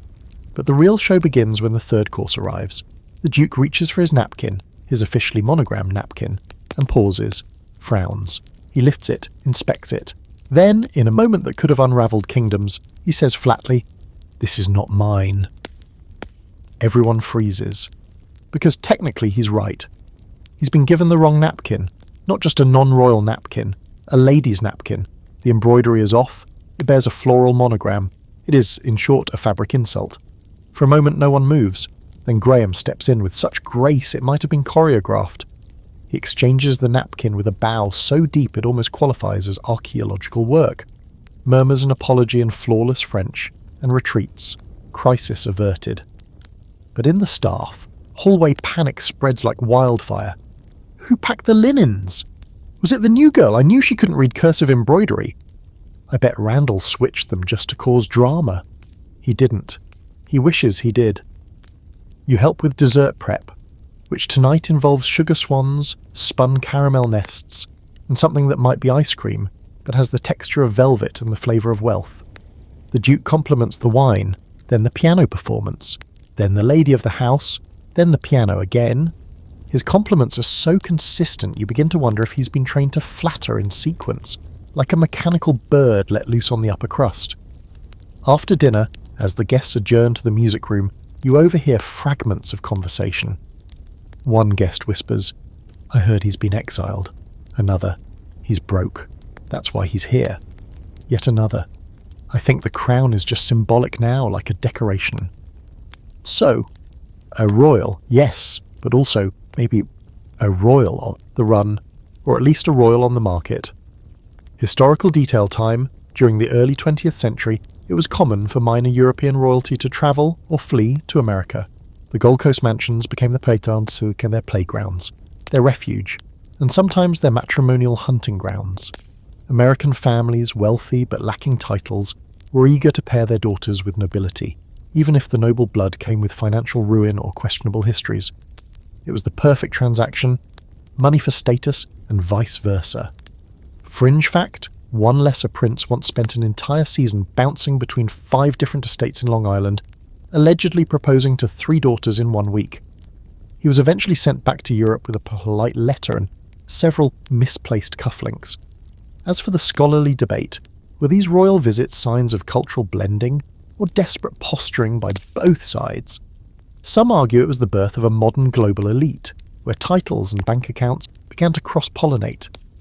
Others see it as the slow, awkward dance of fading empires and rising fortunes, both trying to pretend they weren't slipping. Later that evening, as you return linens to the laundry, you pass the Duke's guest suite. The door is ajar. Inside, he's speaking on the phone in a language you don't recognise. He laughs, deep, tired, then switches to English. "Yes," he says, "it's beautiful. No, I don't think they know who I really am." A pause. Not that it matters. You move quietly away, leaving the napkin cart behind. That night, Graham finds you in the pantry. "Well," he says, "no one was beheaded. That counts as success." You laugh, quietly. He leans in slightly. "If anyone asks, the napkin incident never happened." "But it did," you say. "Yes," he replies, "but that doesn't mean it should be remembered." That's how the mansion works. Not by truth, by narrative. The Duke leaves the next morning with a kiss on Tumnius, the mistress's hand, a polite bow to the staff, and 2 trunks of linen heavier than when he arrived. A week later, his name appears in the society pages, seated beside an heiress from Philadelphia. But you'll always remember him in this house, his medals, his tired eyes, and the moment when a single napkin almost unravelled the whole performance. You find it one afternoon while delivering a replacement lamp to the West Corridor, a task usually beneath your post, but Graham is in one of his reallocation moods, which is his way of saying someone else messed up and you've been chosen to fix it. The corridor is empty, hushed, with that strange, echoless silence particular to rooms that haven't been used in too long. The wallpaper here is older, a bit sun-faded in places, patterned with vines that seem to twist in real time if you stare too long. You're halfway to the guest bedroom when the lamp's base shifts in your arms and you stagger, bumping against a door you didn't realise was there. It pops open with a reluctant creak. The room beyond is odd. You step in slowly, cautiously, drawn forward not by curiosity, but by something quieter and more persistent, an absence of logic. No one's ever mentioned this room. It's not on any inventory list, yet here it is, perfectly intact, faintly lit by stained glass windows that don't match the rest of the house. The first thing you notice is the smell. Something dry, like old leather and lavender, with the faintest metallic undertone like rusted scissors. The second thing you notice is the gloves. There are gloves everywhere, mounted on the wall like taxidermy, arranged in glass display cases, draped over chairs and mannequins. Long opera gloves, leather driving gloves, fingerless lace gloves, pairs arranged in poses, palms facing, fingers crossed or curled. Some are clearly antique, others shockingly modern. One pair has actual pearl buttons shaped like tiny teeth. And then you see the shawl label affixed to the central display, for every occasion a second skin. You don't breathe for a moment. It feels like you've walked into someone's secret brain. Then comes the second layer of strangeness. A Turkish steam cabinet sits in the corner, one of those ancient coffin-like contraptions with a hole at the top for a person's head to stick out. It's wood-panelled, inlaid with a mother of pearl, and gives off the distinct vibe of a very expensive coffin for someone being gently boiled alive. There's a tray next to it with labelled oils, eucalyptus, rosewood, frankincense, and one simply labelled No 7. This room wasn't meant for guests. It wasn't even meant for family. This was someone's private ritual chamber, a place of transformation. You're about to leave, because obviously this is too weird for one person to process alone, when you spot the mirror. It's freestanding, full-length, framed in gold that's been dulled over time. You catch your reflection and freeze. For a second, just a split second, you're not sure it's you. The posture is off, the expression too confident. Your eyes look brighter. There's something different about your hands. You step back, shake your head, and then you notice the final, smallest door. It's set into the baseboard. Almost comically small. You kneel down, open it slowly. Inside is a single shelf, and on that shelf, a child's pair of gloves, blue velvet, embroidered with stars. You don't know what to make of any of it. You lock the room behind you, return the lamp to the corridor table, and make a mental note never to speak of this again. But of course you do. Later that night you mention it quietly to Randall while folding napkins in the back pantry. "Gloves?" he repeats, eyebrows rising. "Oh, that room." He says it so casually, as if you've stumbled upon a linen closet. "It was hers," he continues, "the master's sister, Cordelia. No one's ever mentioned her. They wouldn't. She was unusual." He doesn't elaborate, but later the cook confirms the bare-bones version of the story. Cordelia was a debutante of exceptional beauty and even more exceptional taste. Not quite right in the head, but no one said that aloud, of course. She had a glove obsession, believed that gloves could contain emotion, memory, even power. She'd wear a different pair for each meal, each interaction. She hosted tea parties for her gloves. Once she refused to speak for a full week after someone mistakenly wore her angry gloves during a garden stroll. Eventually, she was sent to a sanitarium, quietly. The family said she was travelling abroad. No one knows what happened to her, or if the gloves still hold her scent. Historical snapshot: eccentric rooms weren't rare in Gold Coast mansions.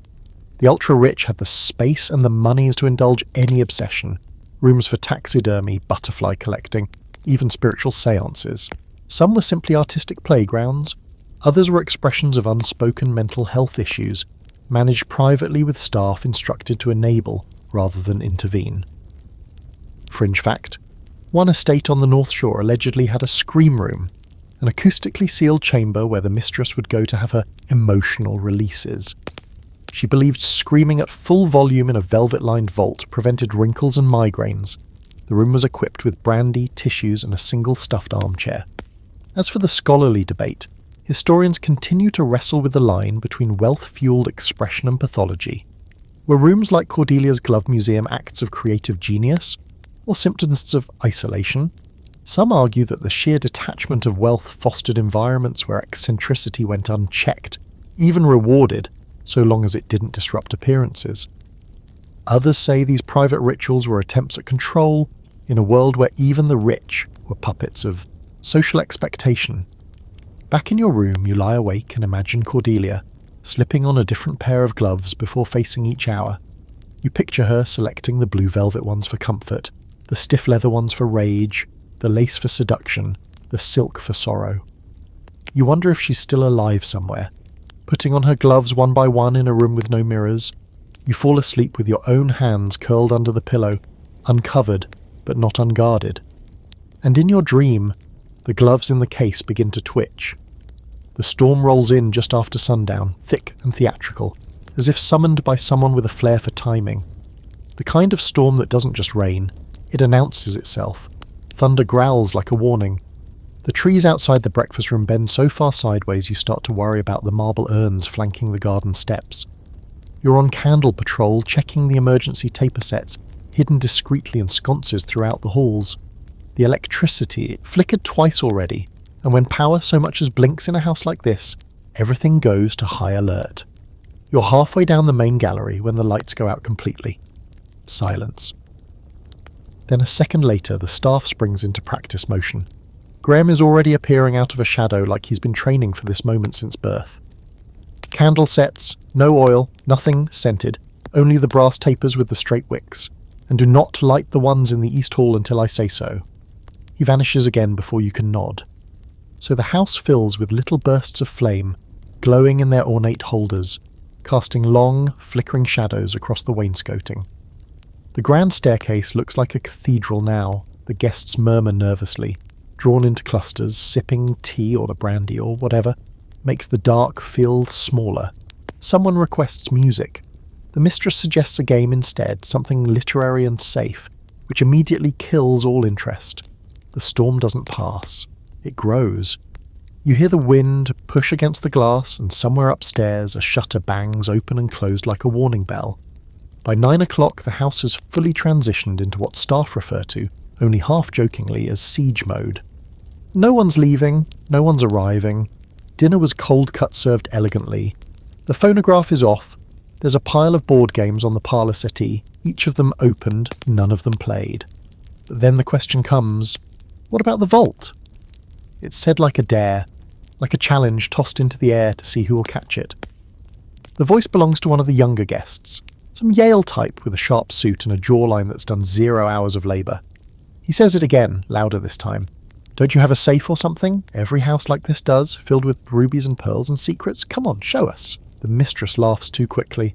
Oh, darling, there's no such thing here. But the look she throws toward the master is the kind of look people write books about. And that's how the legend of the vault gets stirred up all over again. Everyone has heard something. One guest swears it's under the west wing. Another claims it's hidden behind a rotating bookshelf in the study. Randall, naturally, insists it's in the root cellar, guarded by the ghost of a butler who made one too many inventory errors. You've never seen it, but you've felt it, or at least felt something. There's a door in the wine cellar. You've passed it. It's tucked behind a row of empty Bordeaux crates, sealed with a heavy chain and a keyhole shaped like a teardrop. It's always locked, and it's always cold no matter the season. You've asked Graham once, months ago, when you were still too new to know better. That part of the cellar is structurally unsound, he'd said, and you're not to enter it. End of discussion.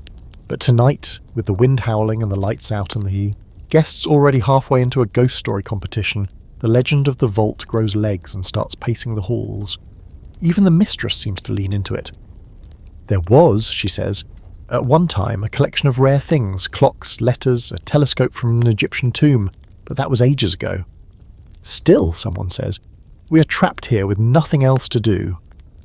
The staff avoids the subject, but you can feel the tension pulsing like static under your skin. That's when the idea becomes an action.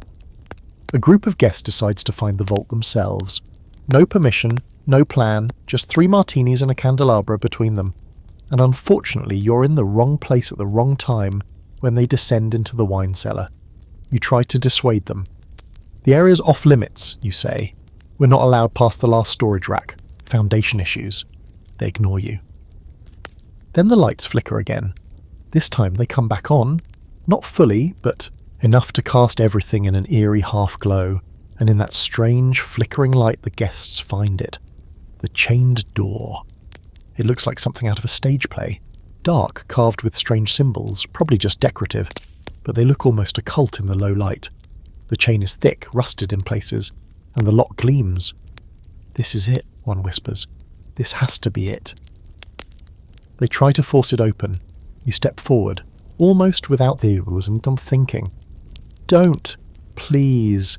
That's all you say, and maybe it's the way you say it, or maybe it's the house itself finally speaking through you. But they stop. One of the guests shrugs, laughs it off, and says, "Fine, I'd rather not be murdered by some dusty heirloom anyway." They head back upstairs, giggling. You remain for a moment. Then, for the first time since arriving at the mansion, you place your palm on the chained door. It's cold, not cool, cold, like the air behind it hasn't moved in years. You lean in, slightly, hear nothing, no creaks, no whispers, just the faint, unsteady beat of your own heart. Historical sidebar.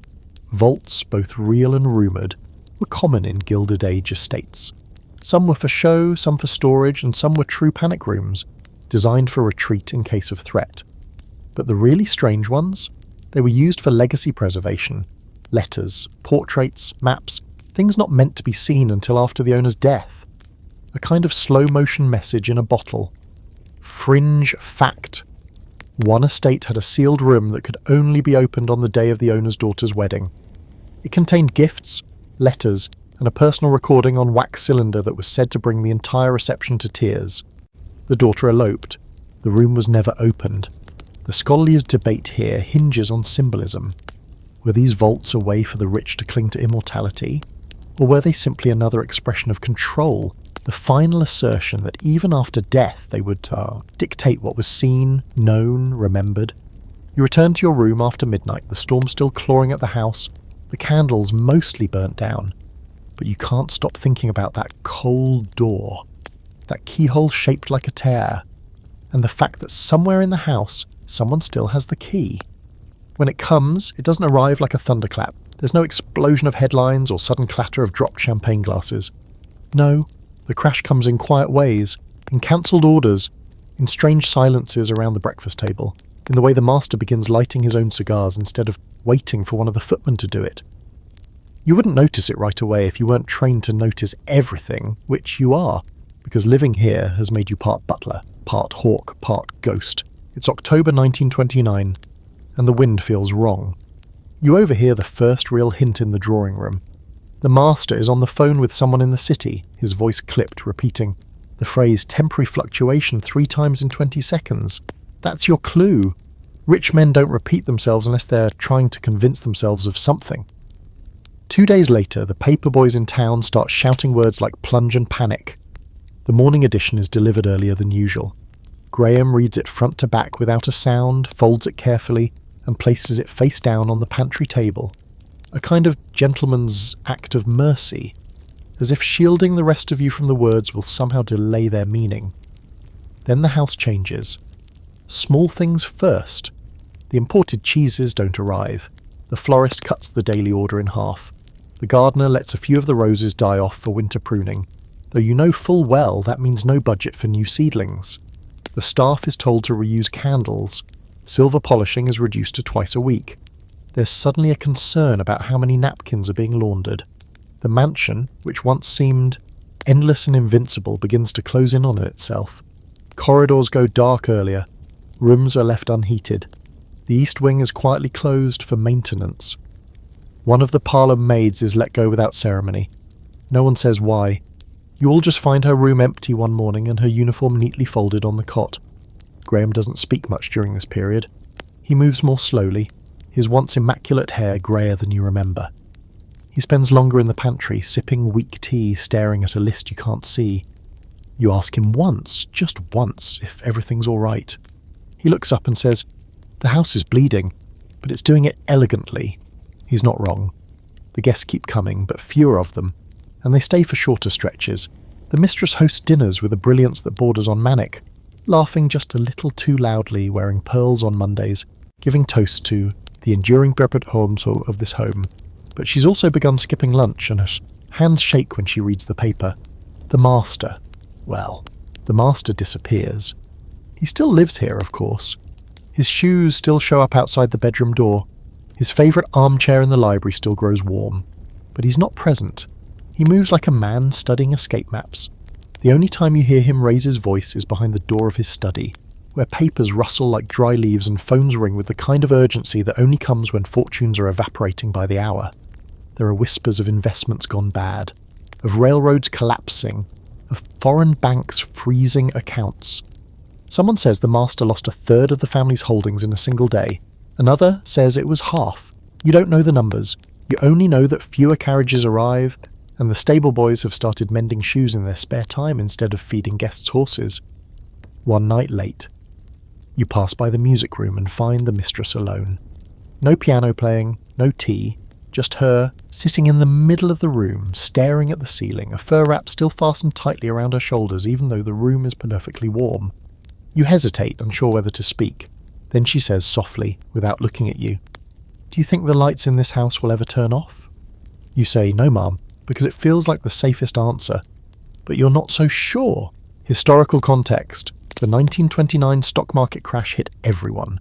But it struck the ultra-wealthy in particularly interesting ways. They were too big to fall quickly, but once they started falling, it was from very high up and with no safety net. Families who had built massive fortunes over decades lost everything in a matter of weeks. Estates that had stood as symbols of permanence began to crumble beneath debt and fear. Staff were laid off en masse, horses sold, silver melted down, entire wings of mansions locked forever. Fringe fact, one estate in Connecticut had its telephone service cut off before the owners realised they couldn't afford it. The butler allegedly rode into town by bicycle to send telegrams until the family quietly sold the house. As for the scholarly debate, some argue that the downfall of the Gold Coast elite was inevitable, a kind of karmic correction after decades of extravagance. Others believe it was more tragic than deserved. These weren't just rich people being humbled, these were entire micro-societies disintegrating. Homes that ran like cities, staff who lived and died by a system that had no backup plan. For many it wasn't just a crash, it was the end of a world. And you remain. Because someone has to keep the candles lit. Someone has to reset the clocks. Someone has to polish the doorknobs even when there's no one to touch them. You're standing in the dining room one afternoon when you notice the curtains have been drawn and never reopened. Dust has settled on the sideboard.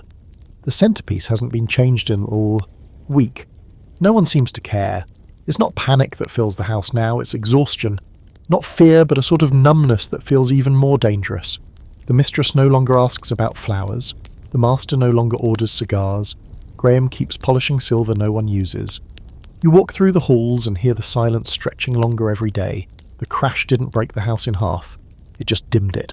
One chandelier at a time. It's the sound of footsteps on the marble that wakes you. Not hurried ones, not panicked, just too many. Too early. It's barely dawn and already the front drive is cluttered with motion. Trucks, not carriages, rattle up the long gravel path, exhaling smoke and men in brown coats. None of them wear the uniforms of delivery staff. They walk differently too, purposeful, impersonal. One of them carries a clipboard, which is never a good sign. When you step into the main hall, it hits you. This isn't a delivery. It's an extraction. The parlour furniture is gone. The harp in the music room has vanished, along with the Omolu-legged chaise no one was ever allowed to sit on. In the ballroom, the chandeliers are still lit, but their crystals are trembling, not from a breeze, but from the shifting weight of the house finally changing course. This, you realise, is an auction. No announcement, no formal notice to staff, just a quiet, decisive dismantling. You find Graham in the linen pantry, folding sheets that clearly don't need folding.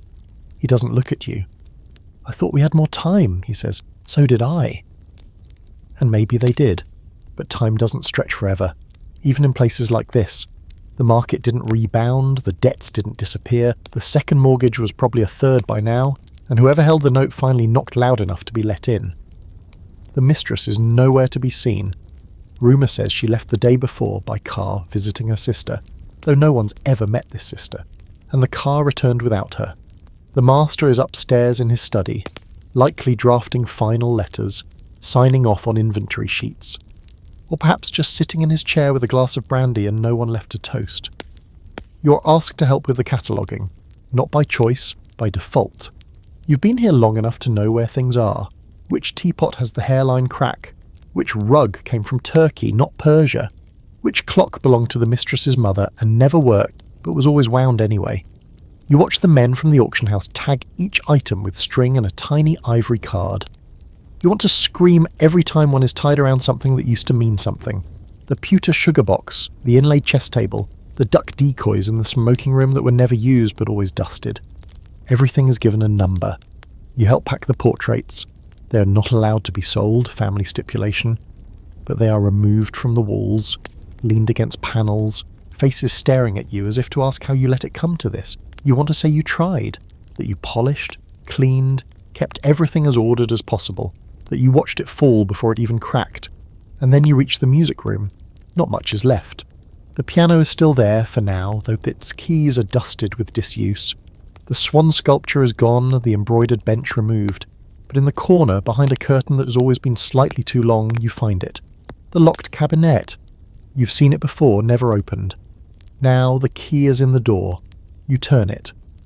Inside are stacks of letters, tied in blue ribbon, brittle with age. Some addressed to names you don't recognise, some simply labelled for after. Below them is a velvet box. You open it. Inside lies a necklace made of strange greenish stones. Not jade, not emerald. Something older, darker. It hums faintly under your fingers, like a heartbeat trapped in glass. You close the lid and leave it there. Downstairs, the drawing room is nearly empty. One of the workers drops a porcelain vase. It breaks into 3 perfect pieces, like a metaphor someone tried too hard to write. No one scolds him. No one even flinches. Randall, standing in the corner, just whispers, "At least it went with some dignity." By afternoon, the guests arrive. Not the usual kind. These are strangers. Some wear tweed and round glasses, muttering about value and provenance. Others are clearly rich but vulgar, pointing at statues, lifting silverware like they're choosing souvenirs. One woman lingers by the fireplace and says, "I want this room for my lake house." You stay out of their way. But you feel the humiliation in the walls. Historical footnote. During the Great Depression, estate auctions became heartbreakingly common. Entire family fortunes were liquidated over the course of a single day. Antiques, paintings, books, even linens, nothing was safe. Auction houses profited handsomely. A few select buyers even made entire careers by estate surfing, attending these sales like it was treasure hunters, hoping to scoop up legacy for pennies on the dollar. Fringe fact? Some wealthy families hired actors to attend their own auctions, pretending to be enthusiastic bidders, in the hope of driving up prices. One man was caught bidding on his own family's heirloom sword while dressed as a Russian count. The scholarly debate. It centres on what these auctions really were. Economically, yes, they were asset transfers, but culturally, emotionally, they were erasures. Scholars argue about whether these moments marked a democratisation of wealth, or simply the recycling of class trappings from one set of hands to another. Were the items given new life, or did their meaning die the moment that they left the house? As dusk falls, the house is half empty. It echoes now, not with sound, but with the absence of sound. You can hear your own steps on the marble. The candle tapers burn, faster, with fewer people to admire them. You walk the halls as if in mourning, touching nothing, just remembering. You pass the kitchen, quiet. The pantry, bare. The garden stairs, half covered in windblown leaves. It feels like the house is starting to forget itself. Rooms that used to breathe now feel collapsed. No one argues about soup. No one gossips near the coal chute. No one fights over music. And still, the auction goes on. Outside, you glimpse a man strapping a pair of marble lions onto the back of a truck. You want to stop him. To say, "They've guarded this place longer than you've been alive." But you don't. Because it wouldn't matter. He doesn't care. It's not his house. Not yet. Later that night, you find Graham sitting in the main hall, coat on, gloves in hand, watching the front door like he expects it to take a bow. "You're not going?" you ask. "Not yet," he says. "A good butler leaves only when the door locks behind him." You sit with him for a while. In Sunance, just two of you, watching a house slowly exhale its last breath. The chandeliers sway once softly and go still. Years pass, not quickly, not dramatically. Just steadily, like rain on stone or wallpaper yellowing in a sunless room. Life moves on, as it always does, even when part of you stays frozen in a hallway lined with empty frames and faded echoes. You do leave the house, eventually. Everyone does. Some find new posts in smaller homes, some go into town and take up work in hotels, or, with a little pride swallowed, department stores. A few vanish completely, swallowed by the world beyond the hedges. You work for a merchant family in Oyster Bay for a while. They are kind enough, less obsessed with marble, more obsessed with iceboxes and lawnmowers. But the job is hollow in a way you can't describe to people who've never polished gold doorknobs or held their breath while setting the table for a prince. Every so often you hear things. Gossip.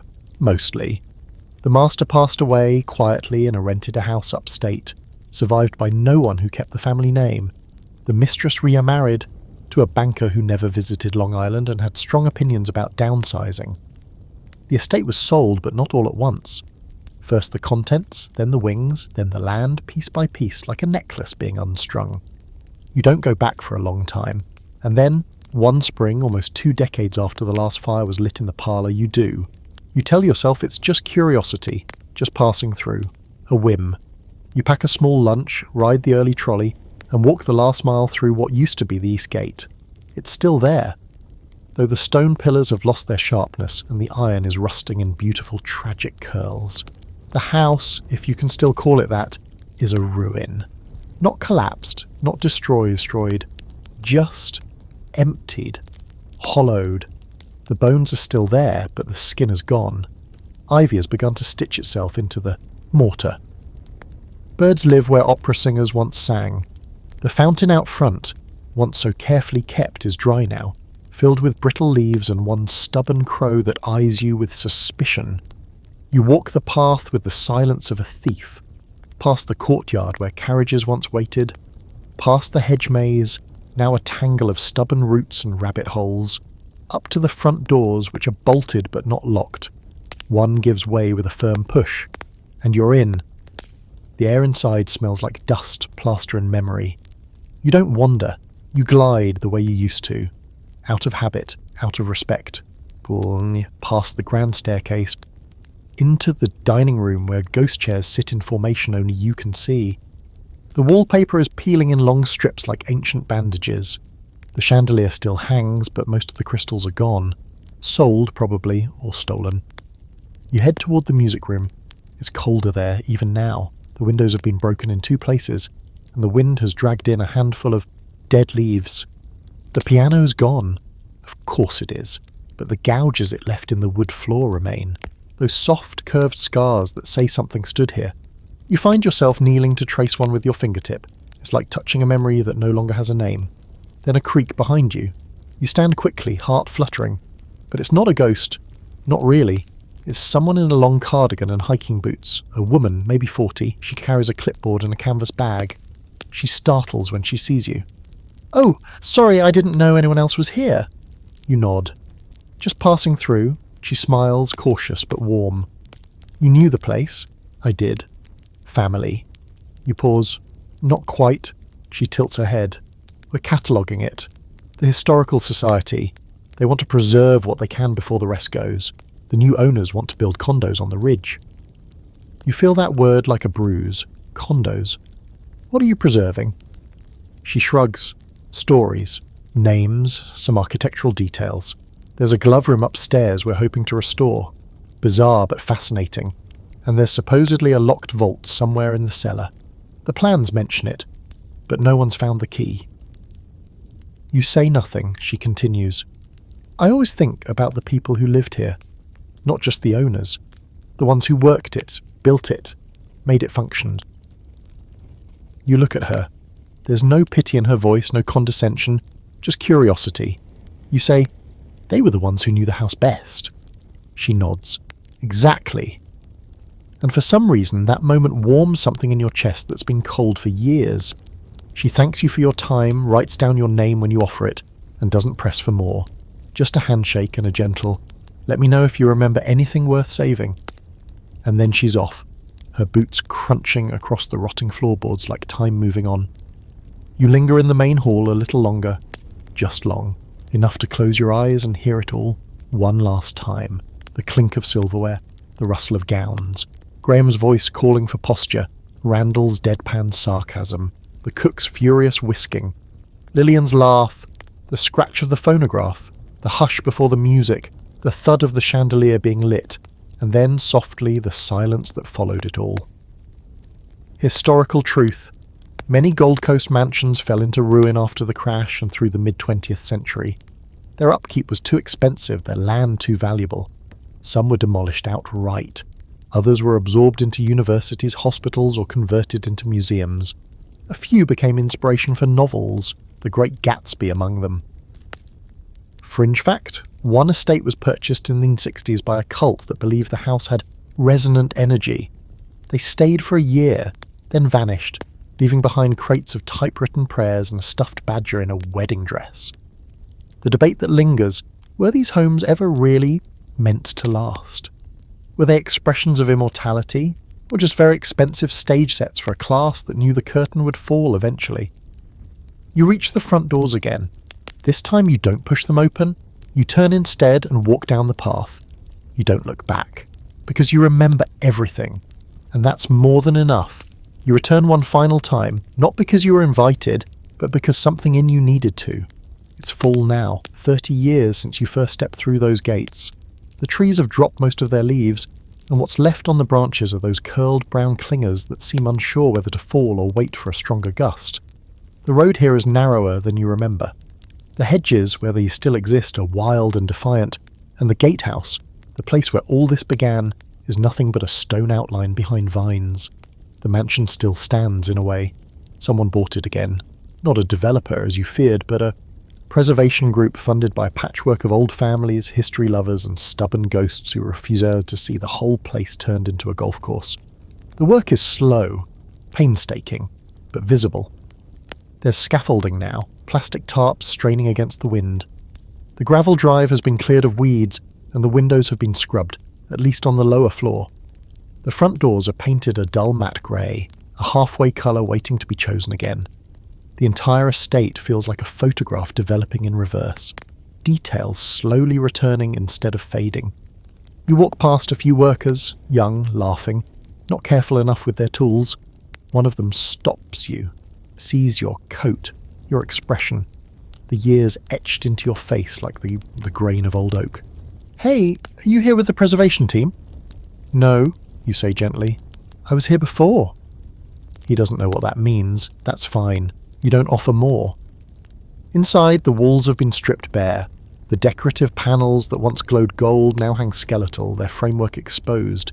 You can see where gas lamps used to be, now replaced by nothing. The grand staircase has been reinforced with scaffolding. Someone has chalked measurements on the steps. Another worker walks by with a mug that says we're not haunted. Probably. The ballroom is taped off. The conservatory is missing its glass. The music room's floors are being sanded.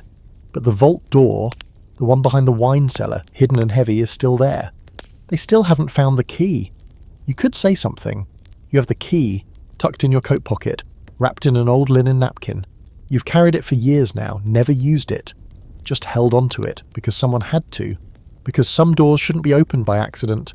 But today you leave it there? Instead, you go to the servants' wing. It's mostly untouched. The public money goes to the public spaces, ballrooms, parlours, grand windows. Their staff quarters remain as they always were, plain, narrow, easily forgotten. But this is where the real stories live. You run your hand along the chipped doorframe of your old room. You peer into the pantry where Randall once held court, where Graham once sipped his tea like it held all the world's secrets. There's no furniture now, just bare walls and dust. But you still remember every creak, every midnight footstep, the scent of polish, the flutter of linen, the quiet personal victories, a table set perfectly, a compliment left unspoken but implied. You sit for a moment on the edge of a window that doesn't look like much. It faces the north wall of the house and nothing beyond it. But this was always your favourite view, because it was the unseen one, the place no one watched, where you could breathe for a minute and just be, not serve. From your pocket, you pull out an envelope. Inside it is a note, handwritten. It's short. Not a confession, not a memoir, just a remembrance. A list of names, a few stories, the truth in your words for whoever finds it. You tuck it into the corner of the floorboards beneath the cracked baseboard, where the sound of laughter once echoed after midnight. It will stay there long after you're gone. Maybe someone will find it. Maybe not. But that's not the point. The point is, you returned, and in doing so you closed the loop. Historical note. Many of the Gold Coast mansions that survived were rescued by non-profits, universities and state grants starting in the 1960s and 70s. Some became museums, others remain semi-ruins, visited by curious historians and people who remember them from before. The true human stories of staff, of servants, of quiet romance and scandal and survival are only now being documented seriously. Only recently have scholars begun collecting oral histories from those who worked below stairs. Fringe fact: one restoration team found a perfectly preserved letter hidden behind a fireplace in a Gold Coast mansion. It was addressed to no one, unsigned, and simply read, "They never thanked us, but they never broke us either." It now hangs in the basement museum, framed. The final debate: are these houses worth saving? Some say yes, for their beauty, their history, their stories. Others argue that preserving symbols of inequality is indulgent, even cruel. But perhaps these homes are not being preserved because of the wealth, but in spite of it. To remember not the silk, but the calluses, not just the opulence, but the labour beneath it. You leave by the back entrance, the one the staff always used. You walk the gravel with careful steps, passing the empty garden where the orchids used to bloom and the trellis where Lillian once brushed past you with a secret smile. The wind is cool, the sun is just starting to fade. And as you reach the edge of the old grounds, you look back, not in mourning, but in peace. Because the past doesn't live in mansions. It lives in memory, and you've kept it safe, so now it's just you, walking that long road back toward the present. The gravel crunches under your shoes like it did that first day, except now you carry no tray, no obligation, just the quiet weight of everything you witnessed. The house fades behind you, framed in scaffolding and ivy, a silhouette of grandeur softened by time.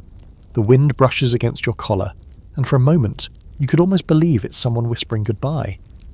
You don't need to turn around again. You've said your goodbyes, not just to the building, but to the people inside it, the ones who dressed for dinner, who measured their worth in thread count and imported silver, and also the ones who worked in silence to keep it all from falling apart. The house may crumble, may rise again as something new, or may stand forever in some half-remembered state between ruin and reverence. But you carry the real version, the one that pulsed with life, not just money, with secrets and laughter and long, stretching silences. Tonight, as you settle into bed, eyes heavy, mind still somewhere in those endless hallways, know this. You didn't just survive it. You saw it. You bore witness. You knew where the keys were kept and when the truth was quietly swept behind silk curtains, and you remembered it all. So now close your eyes now. Let the storm pass. Let the chandeliers go dark, the velvet ropes fall and the portraits fade. You've kept the stories alive. That's more than anyone could ask. And hey, if you ever dream of a marble staircase that leads nowhere, don't be afraid to follow it. It only means the house remembers you too.